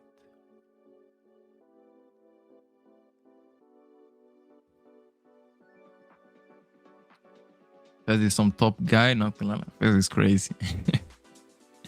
Fez is great. That's a pretty good trend so far on the queues. Nice, yes, yeah. Let's see. 50 more min left, and we have IVB setting in. We're really opening up to the upside.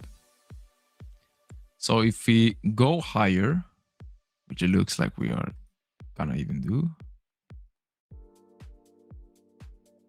At the top here, we have value area high from the day before.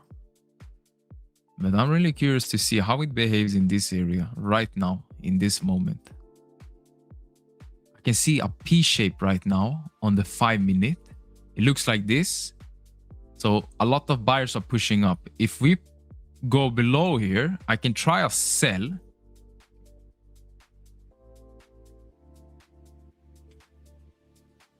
As the buyers failed, but we gotta go below, of course. As long as buyers are still pushing, then no. Just waiting. Got my 1-to-1 now. Just need to be 1 out of every 3 trades. Nice. Well done. Took long, but nice. We took this. Sir, are we buying or waiting? No, it's no signal. It's no signal. I'm not gonna tell you like what are we buying or wait. Don't do your own analysis. Do your own analysis. I'm just sharing what I'm thinking. I'm gonna execute. And also we have delays, so please don't take any trades I take. You're gonna get filled at a really bad risk reward, and yeah. So not financial advice. This is education and only for entertainment, nothing else. Just sharing what I picked up and I have learned and the experience I got from doing this every day.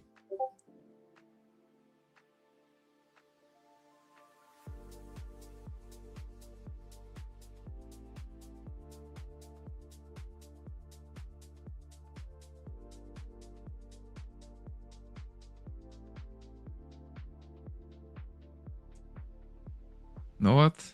Let me take up.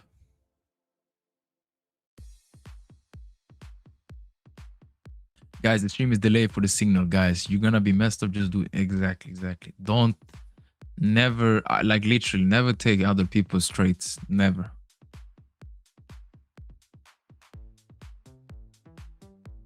I know during Q1 or Q2, something like that, with Fabio Valentini, he had his mentorship. A lot of people just signaled his trades.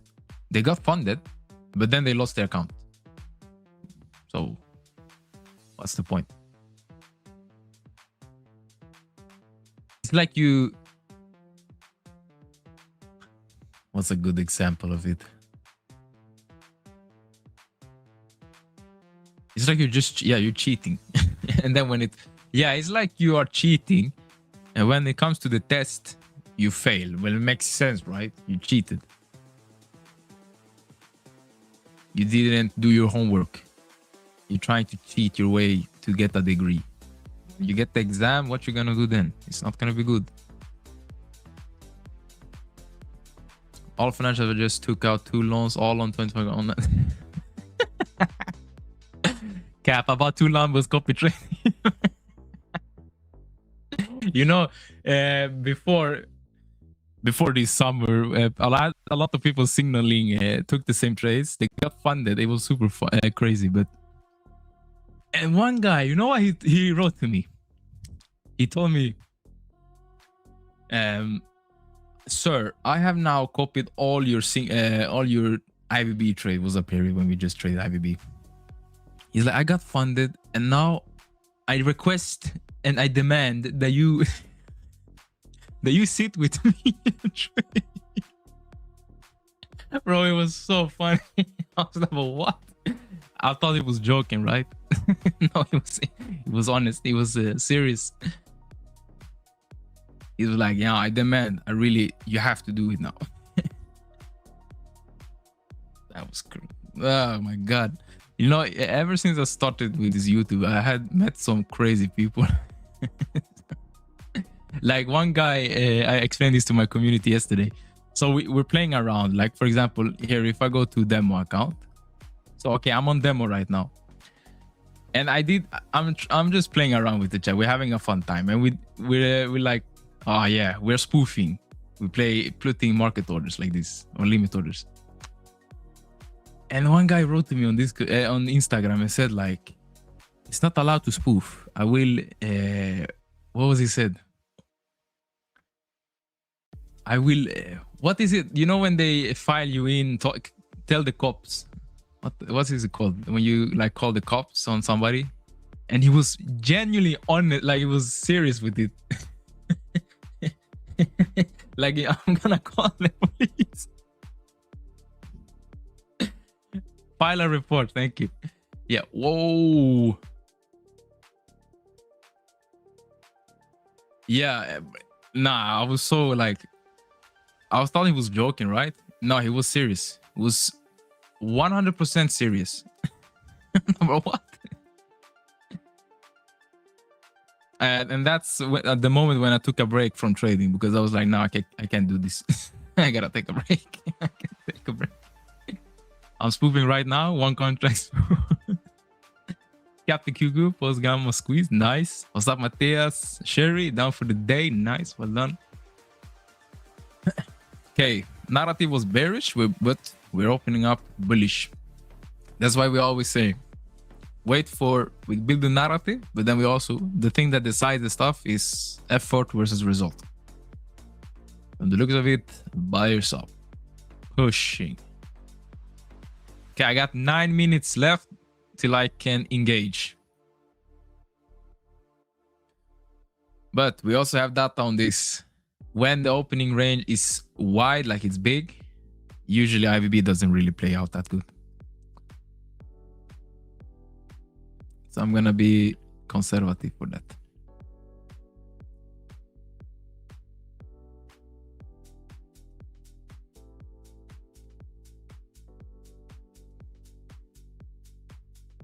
Some heavy buying pressure. Yeah, it's going crazy. I like it though. It's some good momentum. Can plot out this. We talked about this. For the guys, the people that have been in my stream, do you remember what I told you guys? When it comes to these big trades, like really big ones like this, 475, and this is like 1,100 contracts in one candle. What usually happens when we get these big trades, we come back to them and we like just trade around them. Really. And they don't really work that good as a support to push lower. This is from what we have just noticed, but let's see. Because it's too large of a contract. It's too damn large. And I want to learn and understand, what does it mean? Because I've seen this a lot. Price just stops here and just consolidates.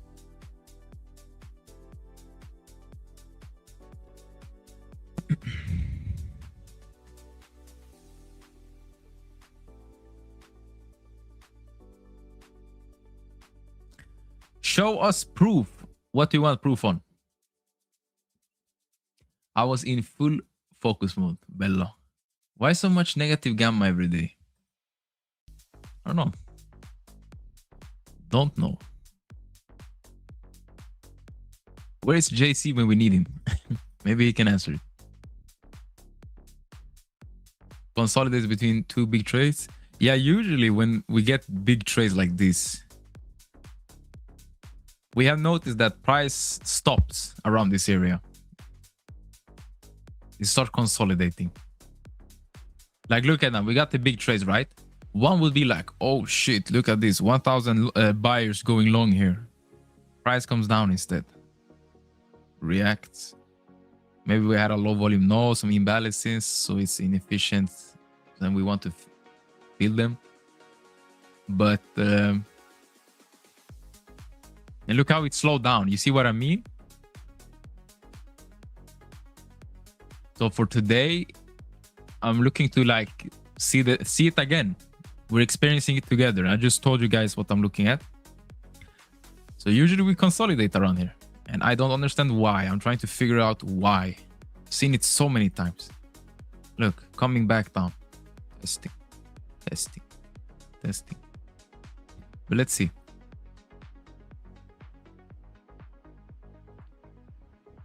That was a good clean pullback though. Anybody took the long?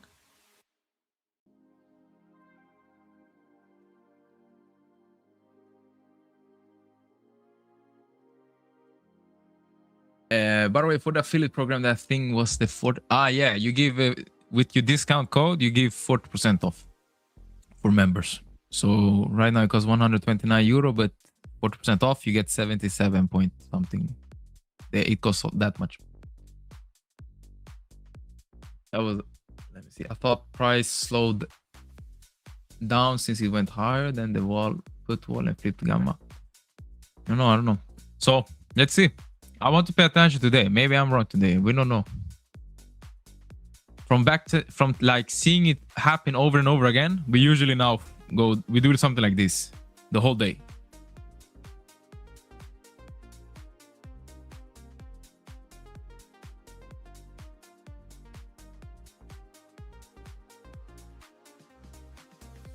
I got the long. Nice.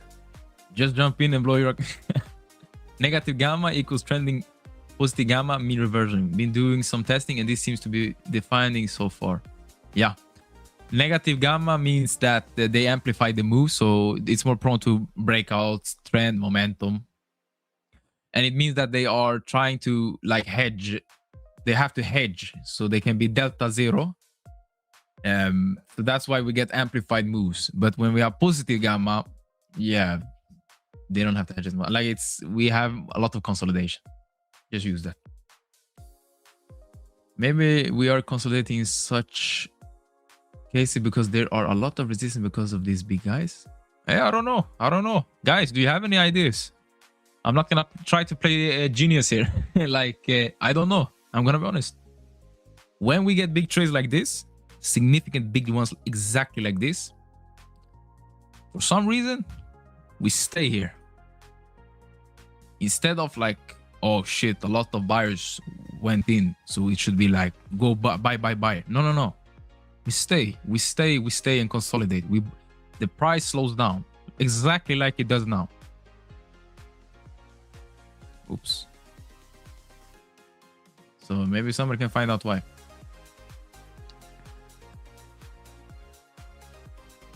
But it can be a good idea, Antare. Yeah, then price going crazy right now. Stop sleep cheap. Stop Danuka. Took the long on ATR with effort and post gamma on SPX. Nice, Karim. The whole day? Not like I only trade to 5 o'clock, like Central European time. I don't know how it goes after that, but yeah. I just noticed it slows down exactly like this.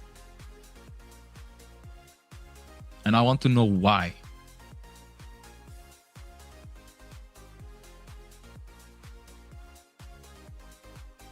Do we have some gamma level? But it doesn't really have to only with the gamma levels. Like this has happened in areas we don't have gamma like strike levels as at all. It just happens. And I want to understand why.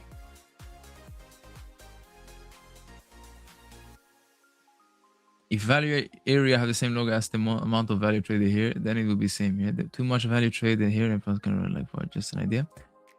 This is good idea. Too much value traded here and the price can around it like POC. That can be something. Yeah. Maybe it behaves like a.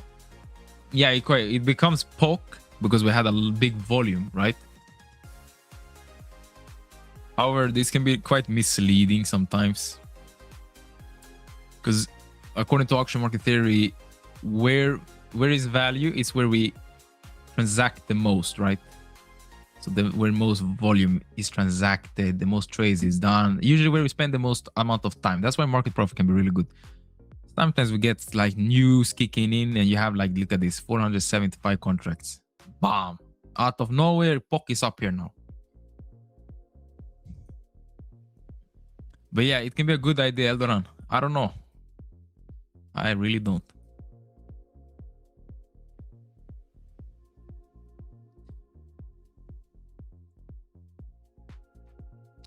We can all research some more. Yeah.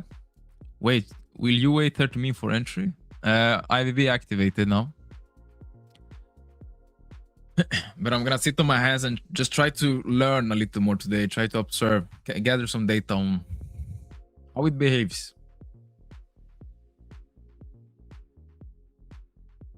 The question is, how do we capitalize on this? That's the second topic. So first you figure out, okay, why does this happen? The second question is, how do we make money on it? But yeah, nice, Kuba.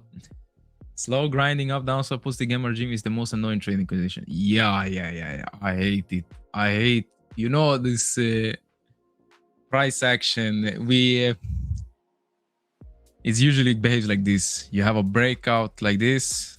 It breaks out, fails, goes back. Breakouts, fails, go back. Breakouts, fails, goes back. It's such a McDonald's pattern, like we say. Disgusting pattern.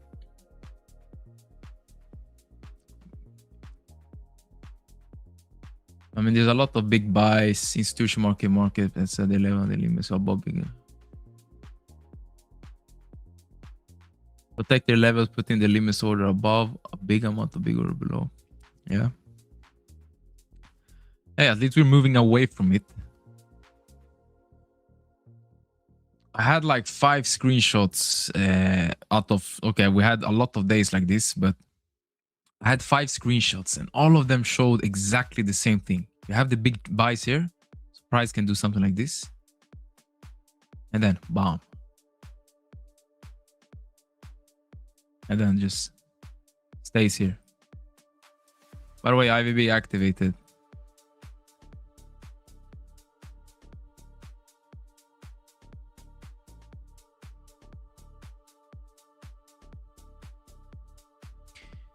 Let's see what happens. I'm looking at the 5 minute at the left side.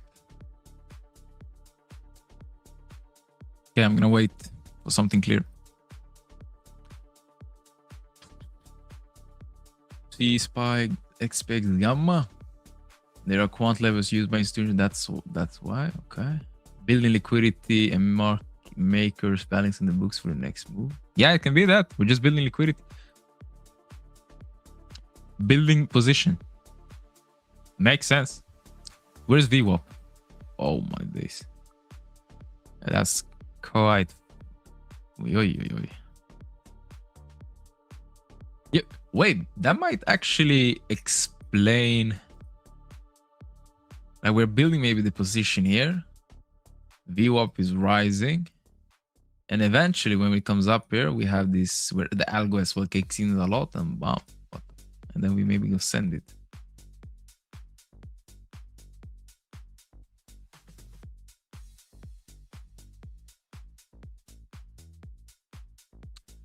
IVB failed. Look at the buyers at the top. Destroyed. Look at the delta on the right side.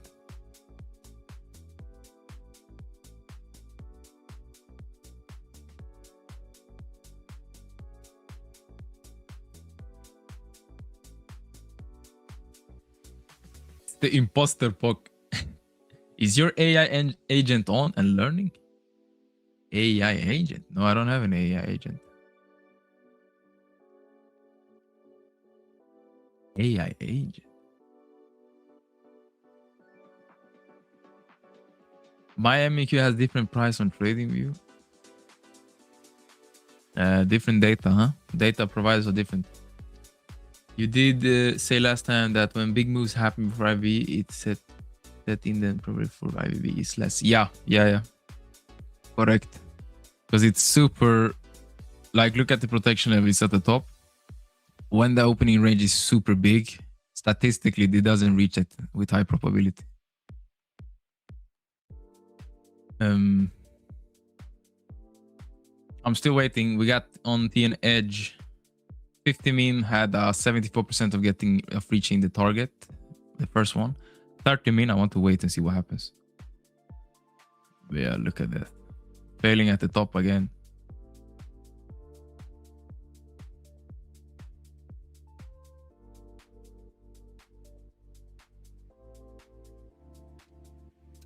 It will definitely reverse at some point. Have to have those stoppers set. Guys, I'm done. See you on Monday. Won't be trading tomorrow probably. Okay, take care, Matthias. Love when I bring an account back from the dead, such a great about to go lower. Yo, Pop, do you use composition volume at all? Yeah. I have it on my left chart here. I need to see some sellers take control at least one time before I look to hop in long. Nice. Look at how they failed at the top, man.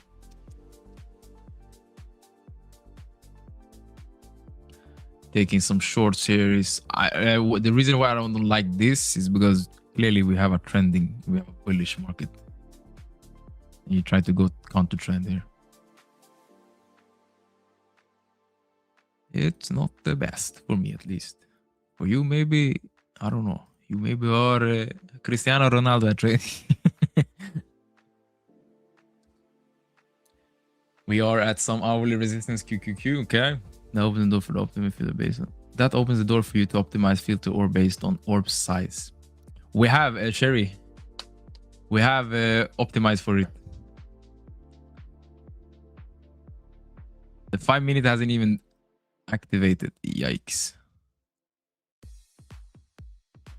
On Deep Dome, there's 230-ish cells. And now 60. Nice.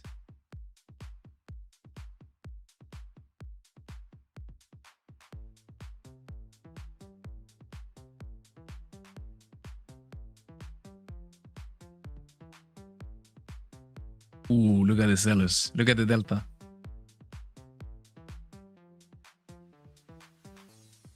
What do we think? Are we gonna go lower? We're gonna do something like this. Take you back down to these areas.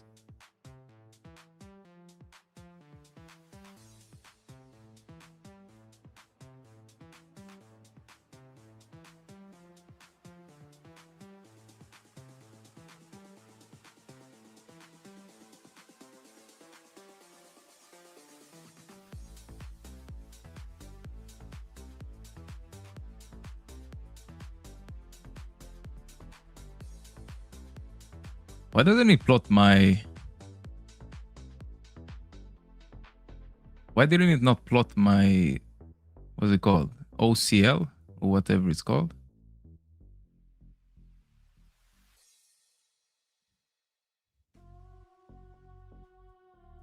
That was... Because I activated it here on strategy, but did not plot it. We're pushing. I would kill this here if it goes. Or I can trail it just aggressively and see if we squeeze through it.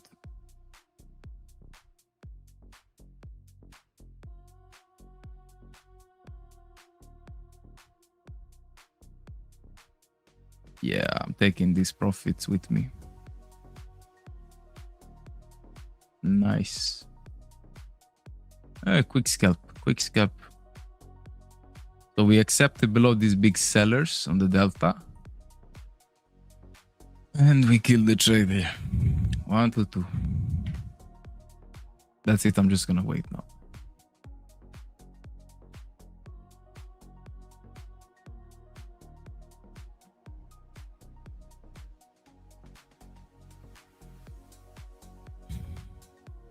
Does 1 minute orb work? 1 minute? What's they?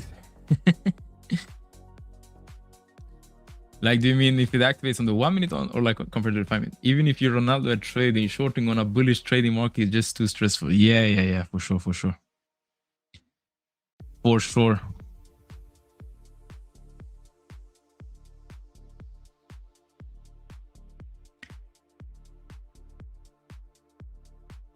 No need to go both.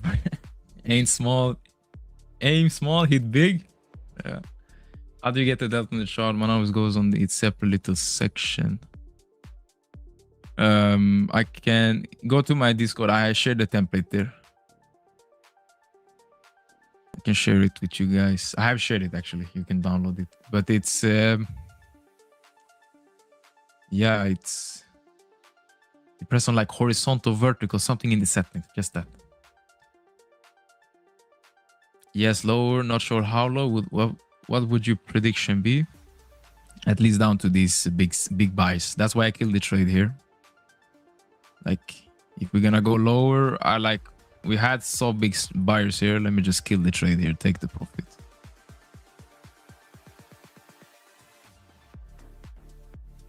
Why we not gamma flip level? I don't have the gamma levels today. I'm not looking at it. Whoever took that short is a genius. Bello. I don't know. Like, okay, trade is, we won the trade, but counter trend is never good. Never good idea. What the hell? Look at this. What is, what the hell is this doing it at the top?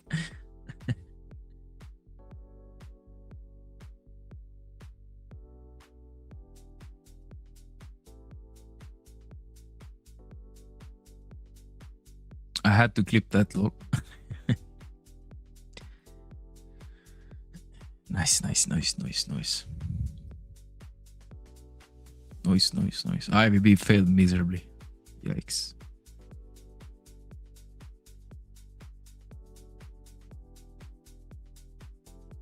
This is a risky trade for me, at least. Because, yeah, auction was long. Buyers was super heavy, we saw. But now we got the correction, huh? Look where it reacts from. Like, look at this. Can't make that up.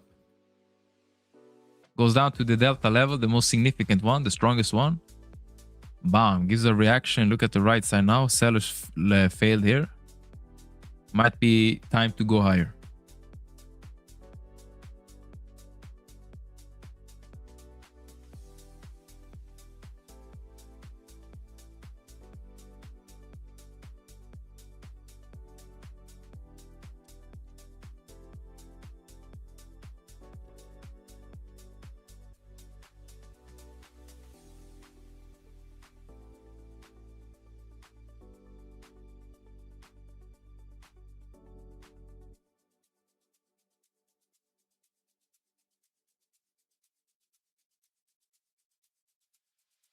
They're really trying to push it higher.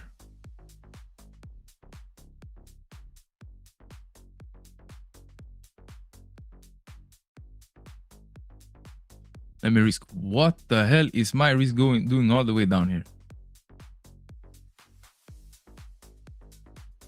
Okay, let me risk my profits. Let's see if we can do a small, just a simple scalp.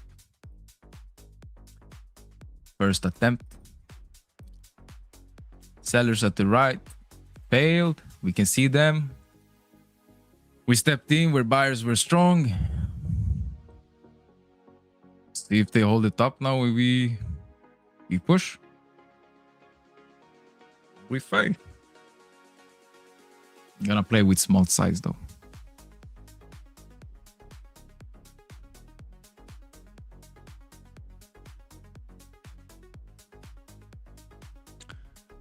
Uno momento. Let me turn on my trading.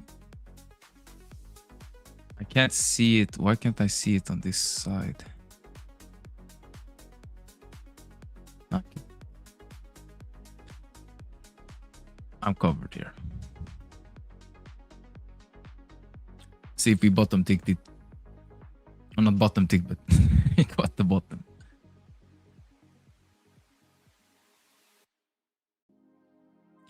Failing.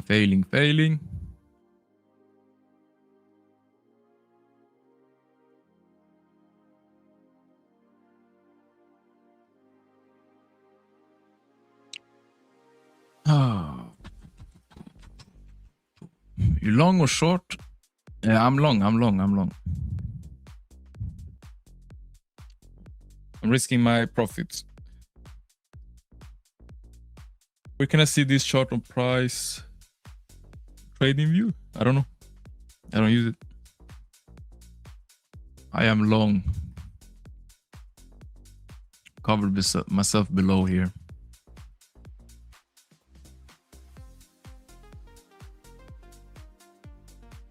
I don't like that. Look at the top. It's failing.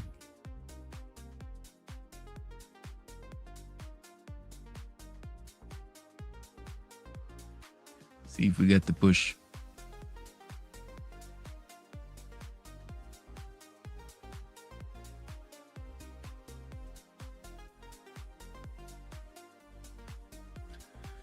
Okay, so if we're gonna go higher, let me see where can we get problem on the way high, on the way higher. I don't see any significant delta level on the left side of this swing, and it's failing a lot actually. Push above this high.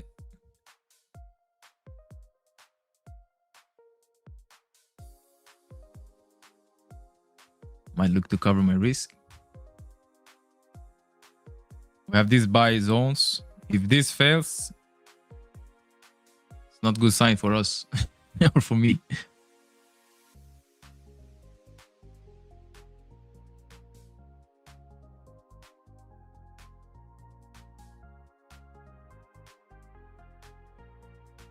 I am covered below a high volume node though.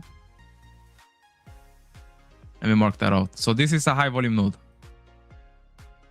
Right here. I look at the 5-minute. So I am covered up like below where they can defend. Now the question is, so they're gonna defend it or what are we gonna do?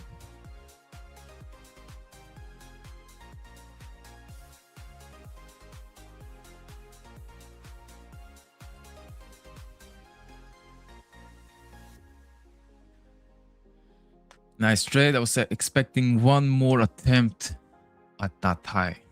Nice, nice. Let's see if it plays out. We have problem area up here. So when we reach it, if we reach it, I'm gonna go break even.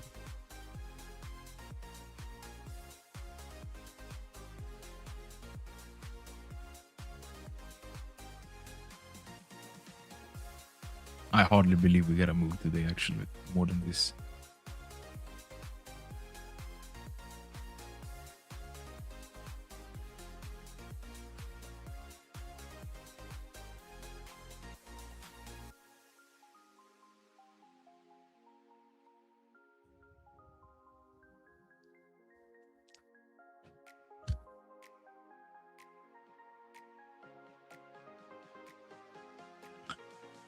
I don't like this. They're failing a lot. Like really much. Look at the buyers at the right side. Failing. They're not going. They're still covered below the high volume node, but yeah. This can be a good indication that we get stopped.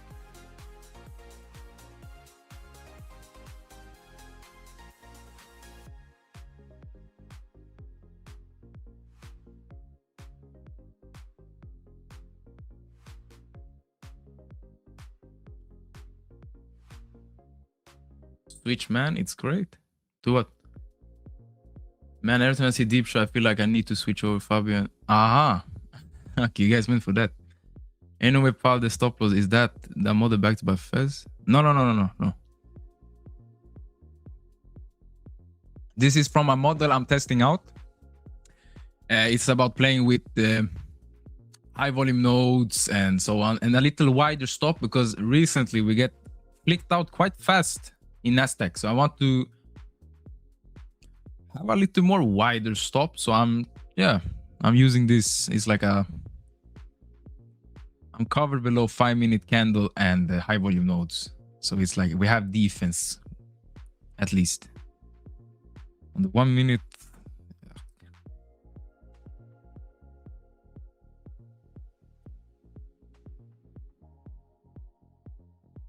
I still have the odds in my favor, but I could still lose 3 in a row. Nice, nice, nice, nice. Let's see how it goes though. We're respecting the high volume node quite a lot.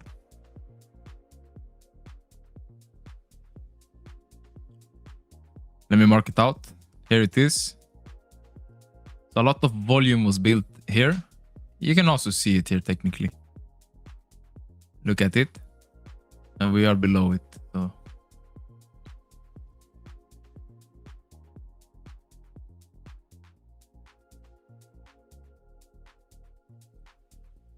man, the sun is shining into my room. It's super hot.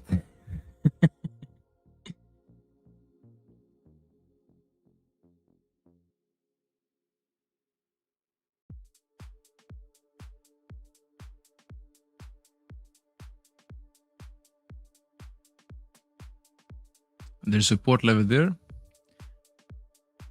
Gotcha. By the way, how are you, I'm good, brother. How are you? I'm a little exhausted. I'm a little tired. Because I've been working so much on the community, the apps and everything. So sorry if I don't have the best energy today, but yeah. I'm human after all, right? Okay, nice. Get the push. Same position, same analysis path. Nice. Next, welcome back, brother. There's support level there. Look at CVD self push, but so not much result. Yeah. Okay, I can go break even here. If it turns around here, then yeah, take me out. Let me secure commission at least 4.5. So now if it accepts higher,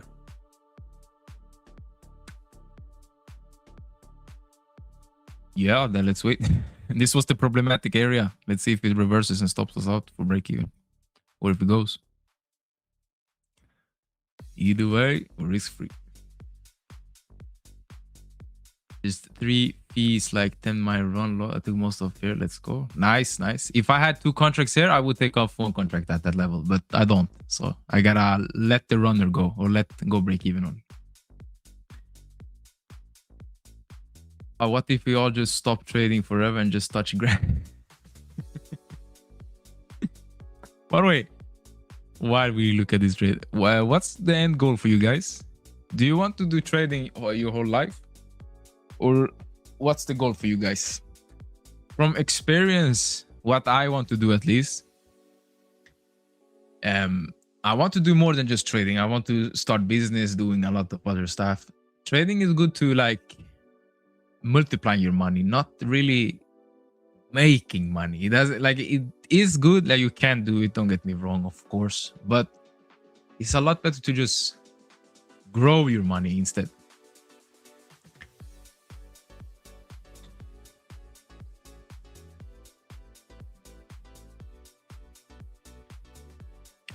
So since we failed at the top here, for the breakout, let me trade my stop loss, take out 1 R risk. If it fails and comes back, so I get at least some money off the pie instead of just giving everything back.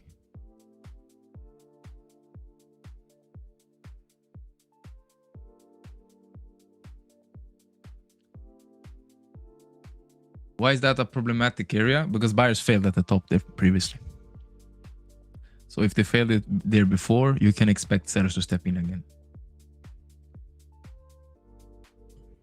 2 trades today. We have 1 bolt. Is good, but yeah. Keep going. My grass touches me. I need to mow that lawn. What the fuck? My grass touches me. Look at the seller stepping in.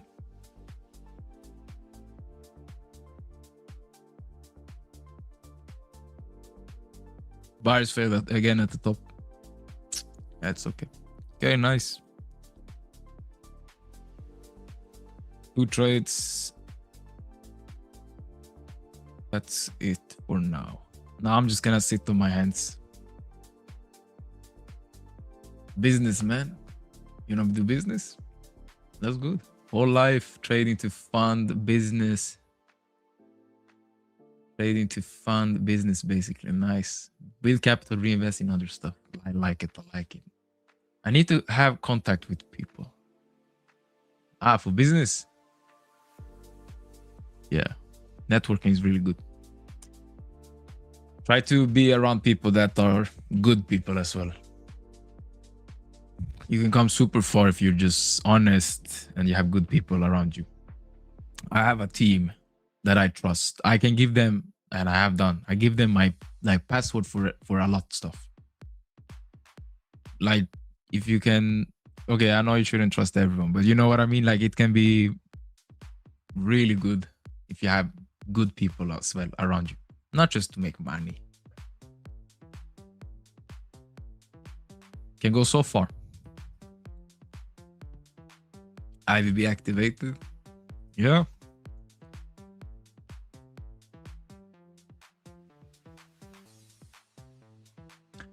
Nice. We took some profits. How much are we up? 2.2 R on this trade. I remember it was something like this. 2.2, right? Yeah, something like this. This one was a 1-to-1 technically.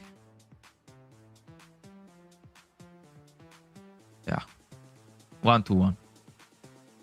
Not the best field, but hey. If the field was a little better, we could have got like a 1-to-2 here. Yeah. Now we're just waiting. You trading the IVB right now? No, this was not the IVB, but it was a little flow trading, scalping. Get capital for investing long-term and personal account. Like it. Nice. Just notice my image on the screen is up at the top right.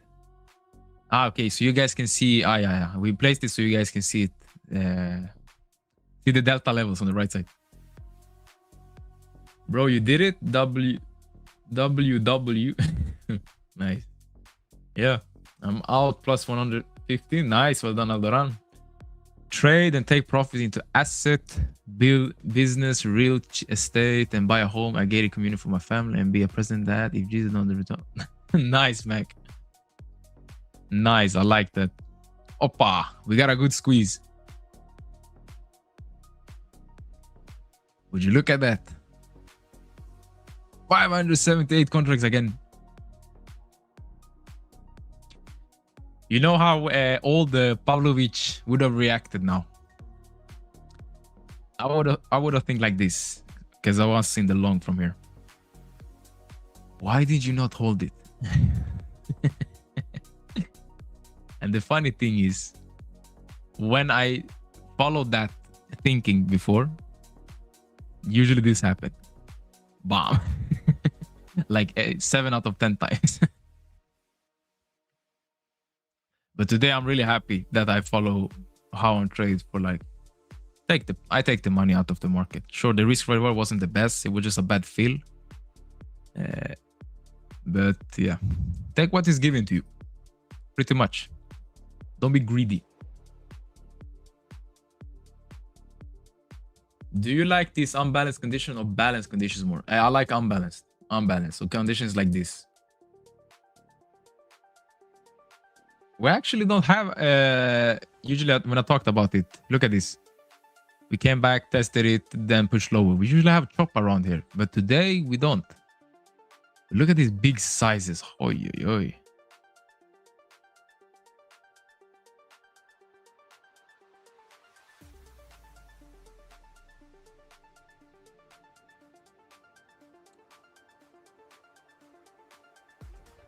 Yeah, imagine you're on your wedding vows, then Jesus comes back, man. Why?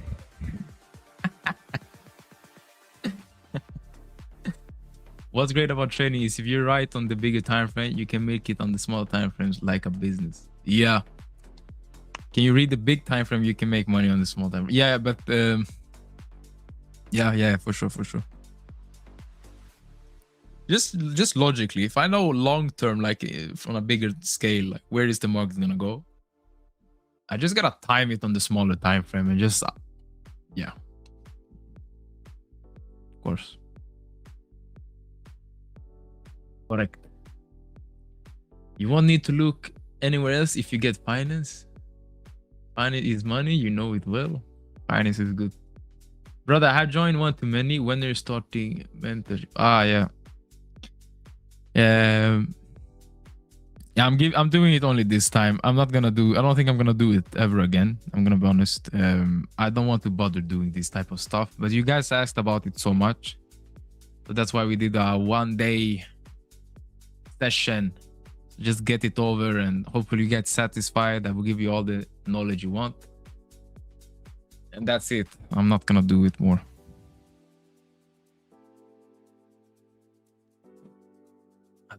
I don't think I have time for it either. But let's see. When is it? When the window is over, we're gonna look. I have to look up how it is looking. Some people are a little slow to join. That's the problem. Last minute, like they want to join. It's crazy.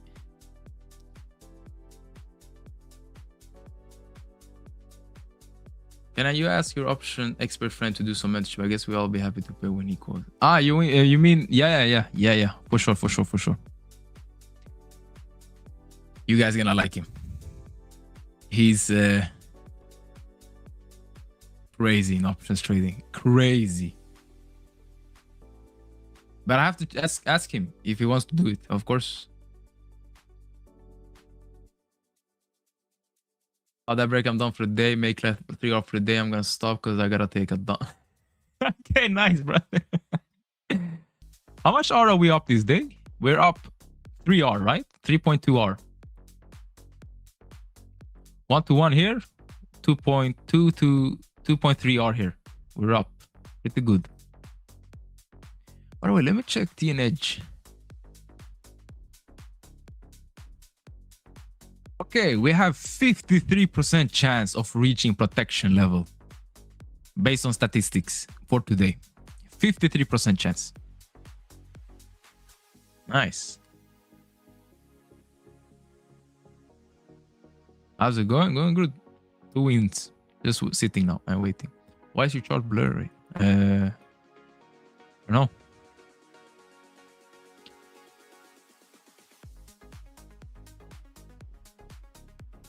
Bob has some crazy friend who does. Yeah. He pays his own data for options data. He pays like 28K or something a month. Yeah, you gotta make big bucks to do that.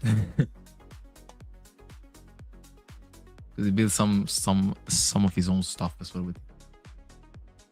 Oh my god, I hope this is not a retirement trade and we got out too early, lol. Don't think like this. Don't think like that. Retirement trade. Just think like that. You be happy with the profits you took and look for next opportunity. I will wait for a retrace now. So what I like to do in this case is this. Swing low to the high. Make it extended and then just wait for it to come back. And then I look. I don't want to chase this. Sure, it can go all the way up and that was it. But yep. I'm not glad I have same thing, but I thought my ass was begging me to go. What the hell? What's up with you guys and taking a shit mid? With balance, you don't think it's easy to play the value area high and low? Trade auction or too slow for you? From back testing, flashy. It flicks you out. It fakes you out quite a lot of times. And when it when it really goes, you miss the move or you took like 5 stops. So from my own personal like experience, I stay away from balanced models. I don't trade it. It's gonna flick you out 50 times.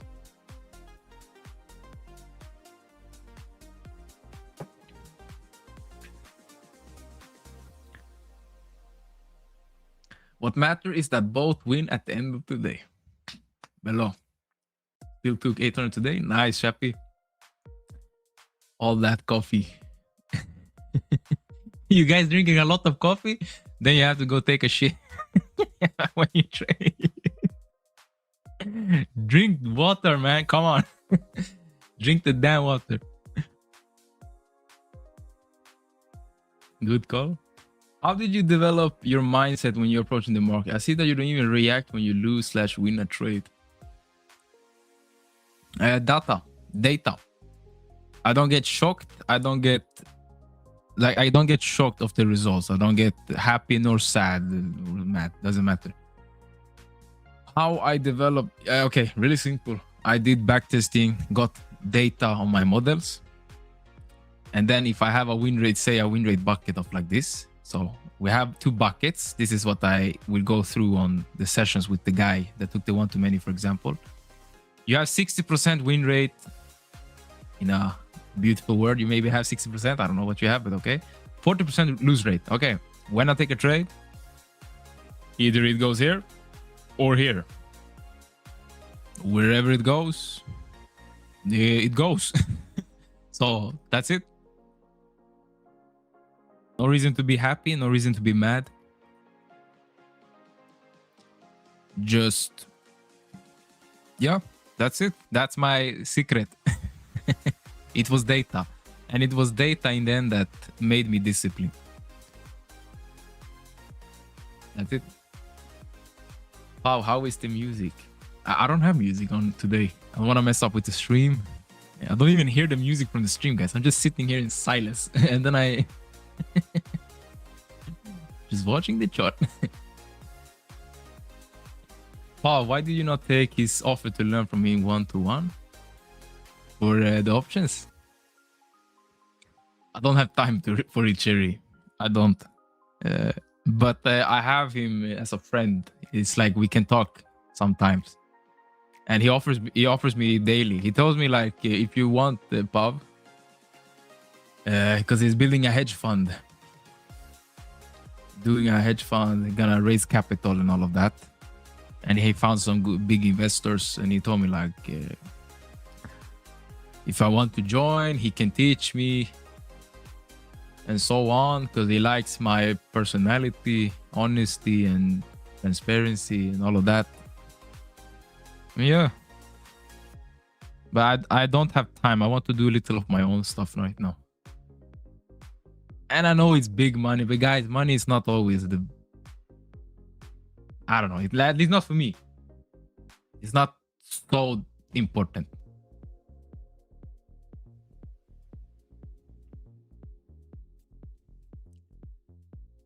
I don't know what I would do if I didn't drink coffee, but it's probably barbecue I had with friends.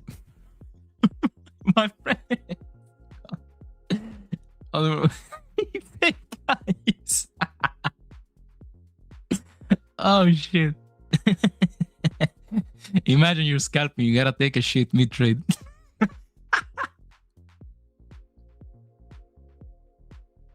And you gotta monitor the stream, monitor the trade. You know when you sit like this?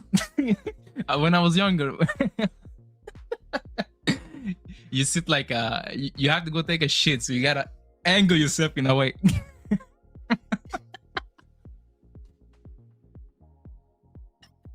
Oh my god.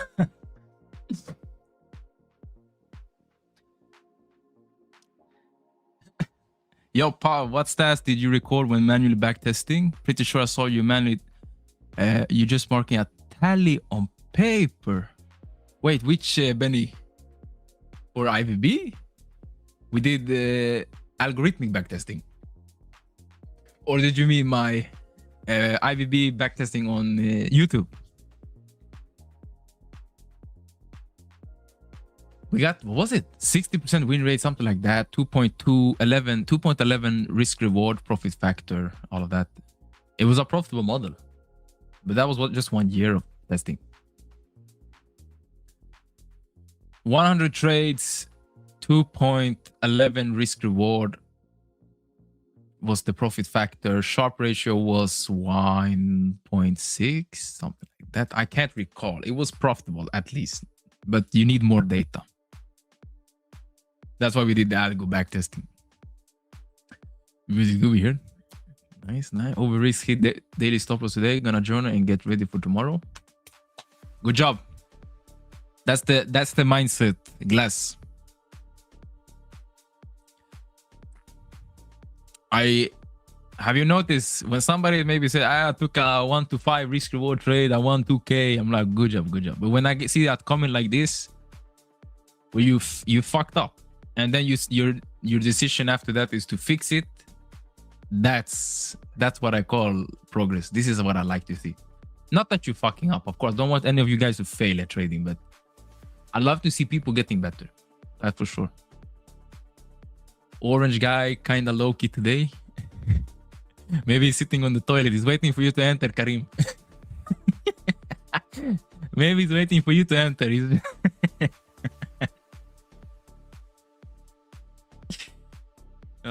You count me in the hedge fund?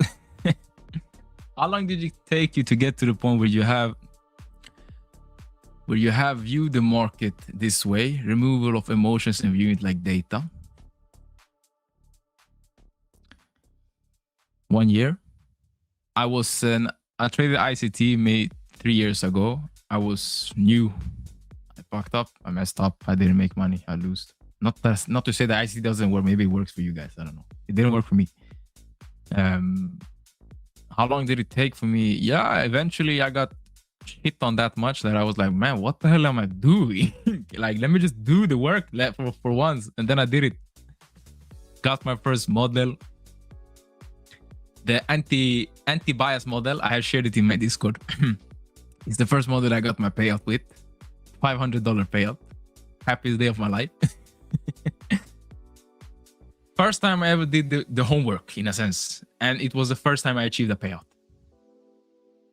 That's crazy. I can't believe I waited so long for it. It's so like... Still mind boggles me today.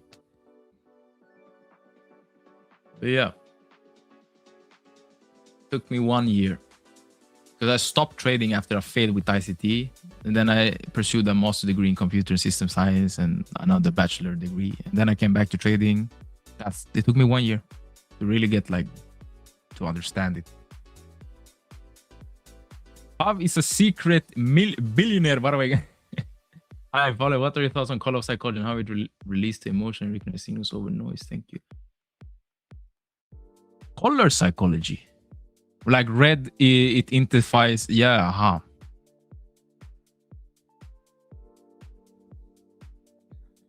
I do believe it actually plays maybe a small part, not that much, but it's like if you see a lot of red is dangerous, right? Red is like the brain interprets red as danger, and when you see a lot of red, it's gonna activate something in you. You're gonna get a little panic. Maybe a little, it helps a little to maybe change the colors, but I don't think it's gonna make anybody profit. At least. But yeah, it definitely plays some small part, logically. Every morning. The hell you some great power, I wanna be in. I don't mind if it takes 30%, whatever I make.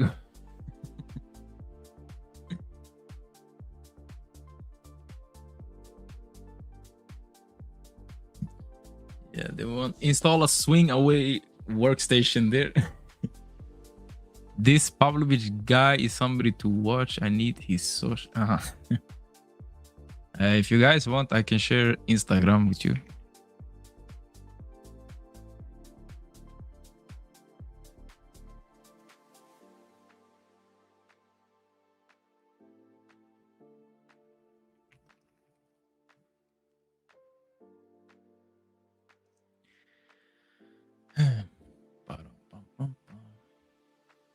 Hey, I'm happy that a lot of people decided to join today, even if yesterday was a really bad day. It shows strength, guys. Trust that.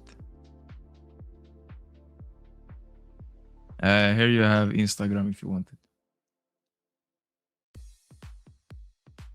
it. On which platform did you backtest with the IVB algo? We bought the data. I purchased data for my team, tick data. And then we did on Python backtesting. Python is the most accurate one to do backtesting on. is definitely the most accurate one by miles. Bro, I was watching on Charles and Chain from the toilet, Mr. See you, brother Shafi. Nice. He on the toilet dropping a bomb. How do you backtest your strategy? I do manual backtesting and algo backtesting. If you want some advice on how to backtest, or if you want to find an edge in the market, do algo backtesting first. Do that. We're gonna open up a possibility for people in my community, that are TM members, to do algo backtesting.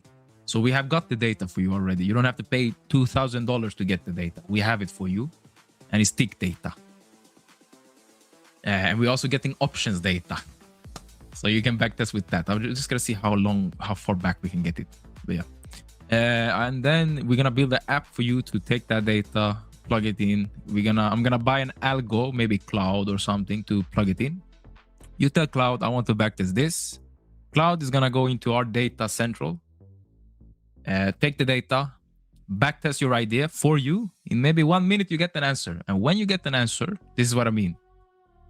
You backtest the data, you backtest the model on algo, because if the model is a simple model on algo is profitable, then you can okay, let me make it more difficult. Let me make it more advanced. Then you can use your discretionary touch to it. Do you see? So it does the hard work. It just tells you, is it even worth it to backtest this manually? Yes or no? Yes. Okay, nice. Let me take it and do something with it. That's how I will find an edge today. Any thoughts on YCOP? Do you believe it's obsolete? Now what? Oh yeah, this is a hard word, man. Obsolete. Does that mean like it's not working? No, YCOP can work. It's been working for a long time. We got some big traders like David Paul, for example, talked about it. Unfortunately, he passed away, but yeah, it's a legendary trader. He talked about it. It can work, of course. Whatever can work, guys, just if you have the discipline. I know it sounds cliche, but it's the truth. You have a model, you have data, you have it backtested, just execute it. That's it. What is your plan now, pal? Now. We got the 30 minutes left, guys. There's no more for me. I'm happy with today. 2 trades, 2 wins. That's it. I'm gonna go take care, Pop. By the way, I appreciate take care, Panga. I took a 6-hour long to nice. Any success? I was away. Yes, we took 2 trades today. 2 wins. I can share this in the Discord in the Chart Fanatics. Make sure to join, guys. You have giveaways every day. We work 2.2, something like this. And a 1-to-1 like this. That was it. Stopping profiter. Could have taken all of this, but nah. Followed my plan. It's fine. That's it.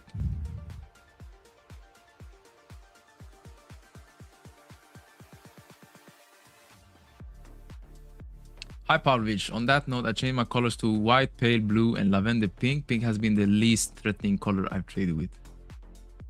Wow, nice. Good for you. Nice. I have only neutral colors. It's almost like this, yeah.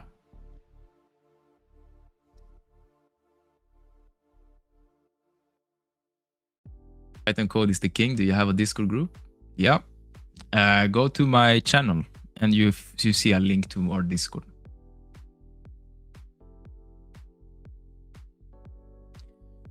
By the way, next week, I think we have another trader that's going to trade on New York session. So maybe I'm just going to trade on Thursday next week. So you guys know.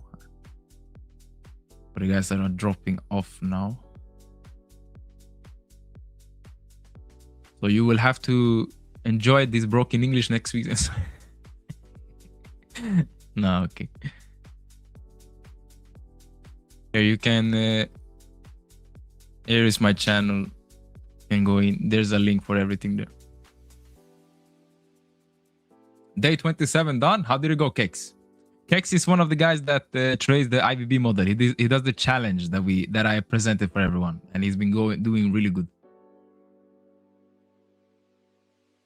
Can we back test a mean reversion model? I'm a mean reversion trader. Yeah, we can. Good info. Do you use gamma option levels with order flow? Have you backtested that? We're gonna do it. I will use gamma levels. We're gonna do it. The backtesting on it. 2 wins, nice. I will say, okay, yeah, 2 wins done for today. Hey, Pavlovich, what's your favorite food? Yesterday I ate chicken. What's it called? Biryani. No, tikka masala. That was super good with naan bread, garlic naan bread. Super nice. My favorite food.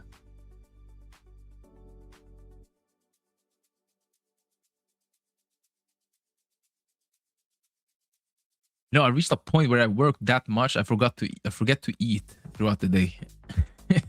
And I'm being honest, like I can wake up like at 7 at the morning, work 12 o'clock, I eat something, and then at like 9 o'clock at the night, I'm like, bro, did I even eat today? And then I can take something. But yeah, my favorite food, maybe kebab tadrik, huh? I don't know, is the kebab, döner kebab, something like that. No, wait.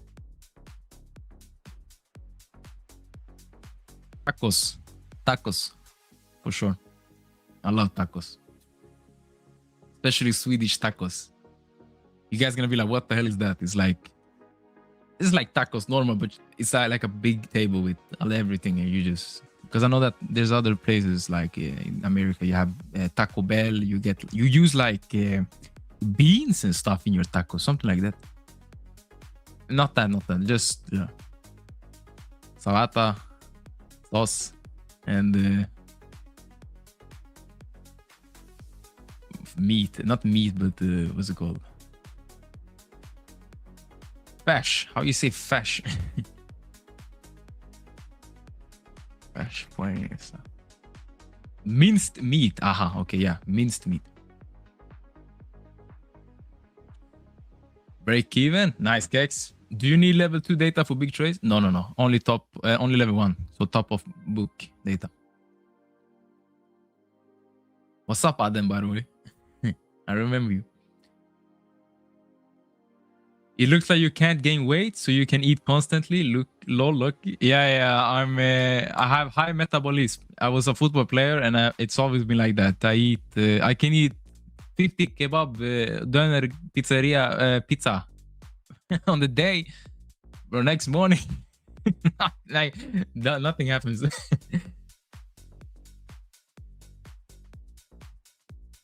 What's up? What's up? Okay, nice, guys. We are rounding off. I think, let me just check the schedule. Who do we have after this? Wow, the sun is really shining straight into the room. I'm getting boiled alive.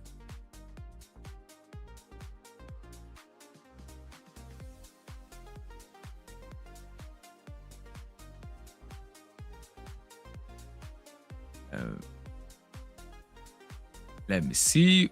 We got, is it Mr. Sanj? Yes, it's Mr. Sanj after. Make sure to tune in for him. He trades PM session. Really good insights.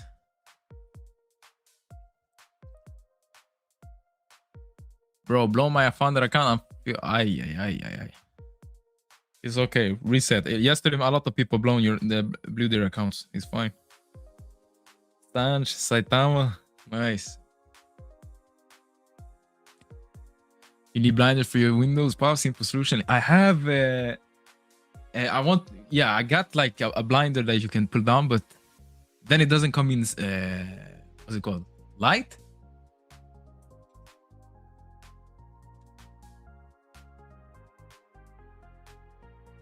And I don't know, it can become quite dark.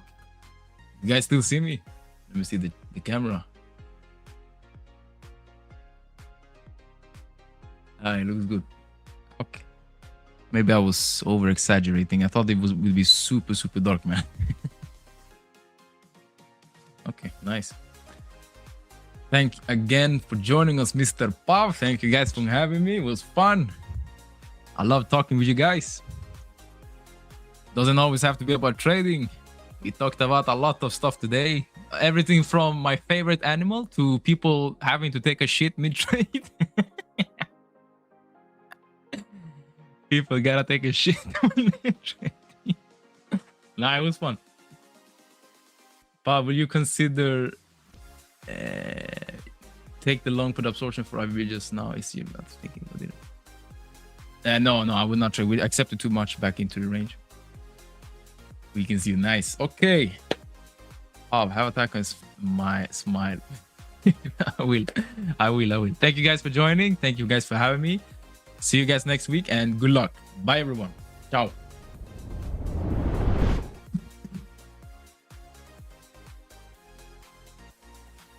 Noise.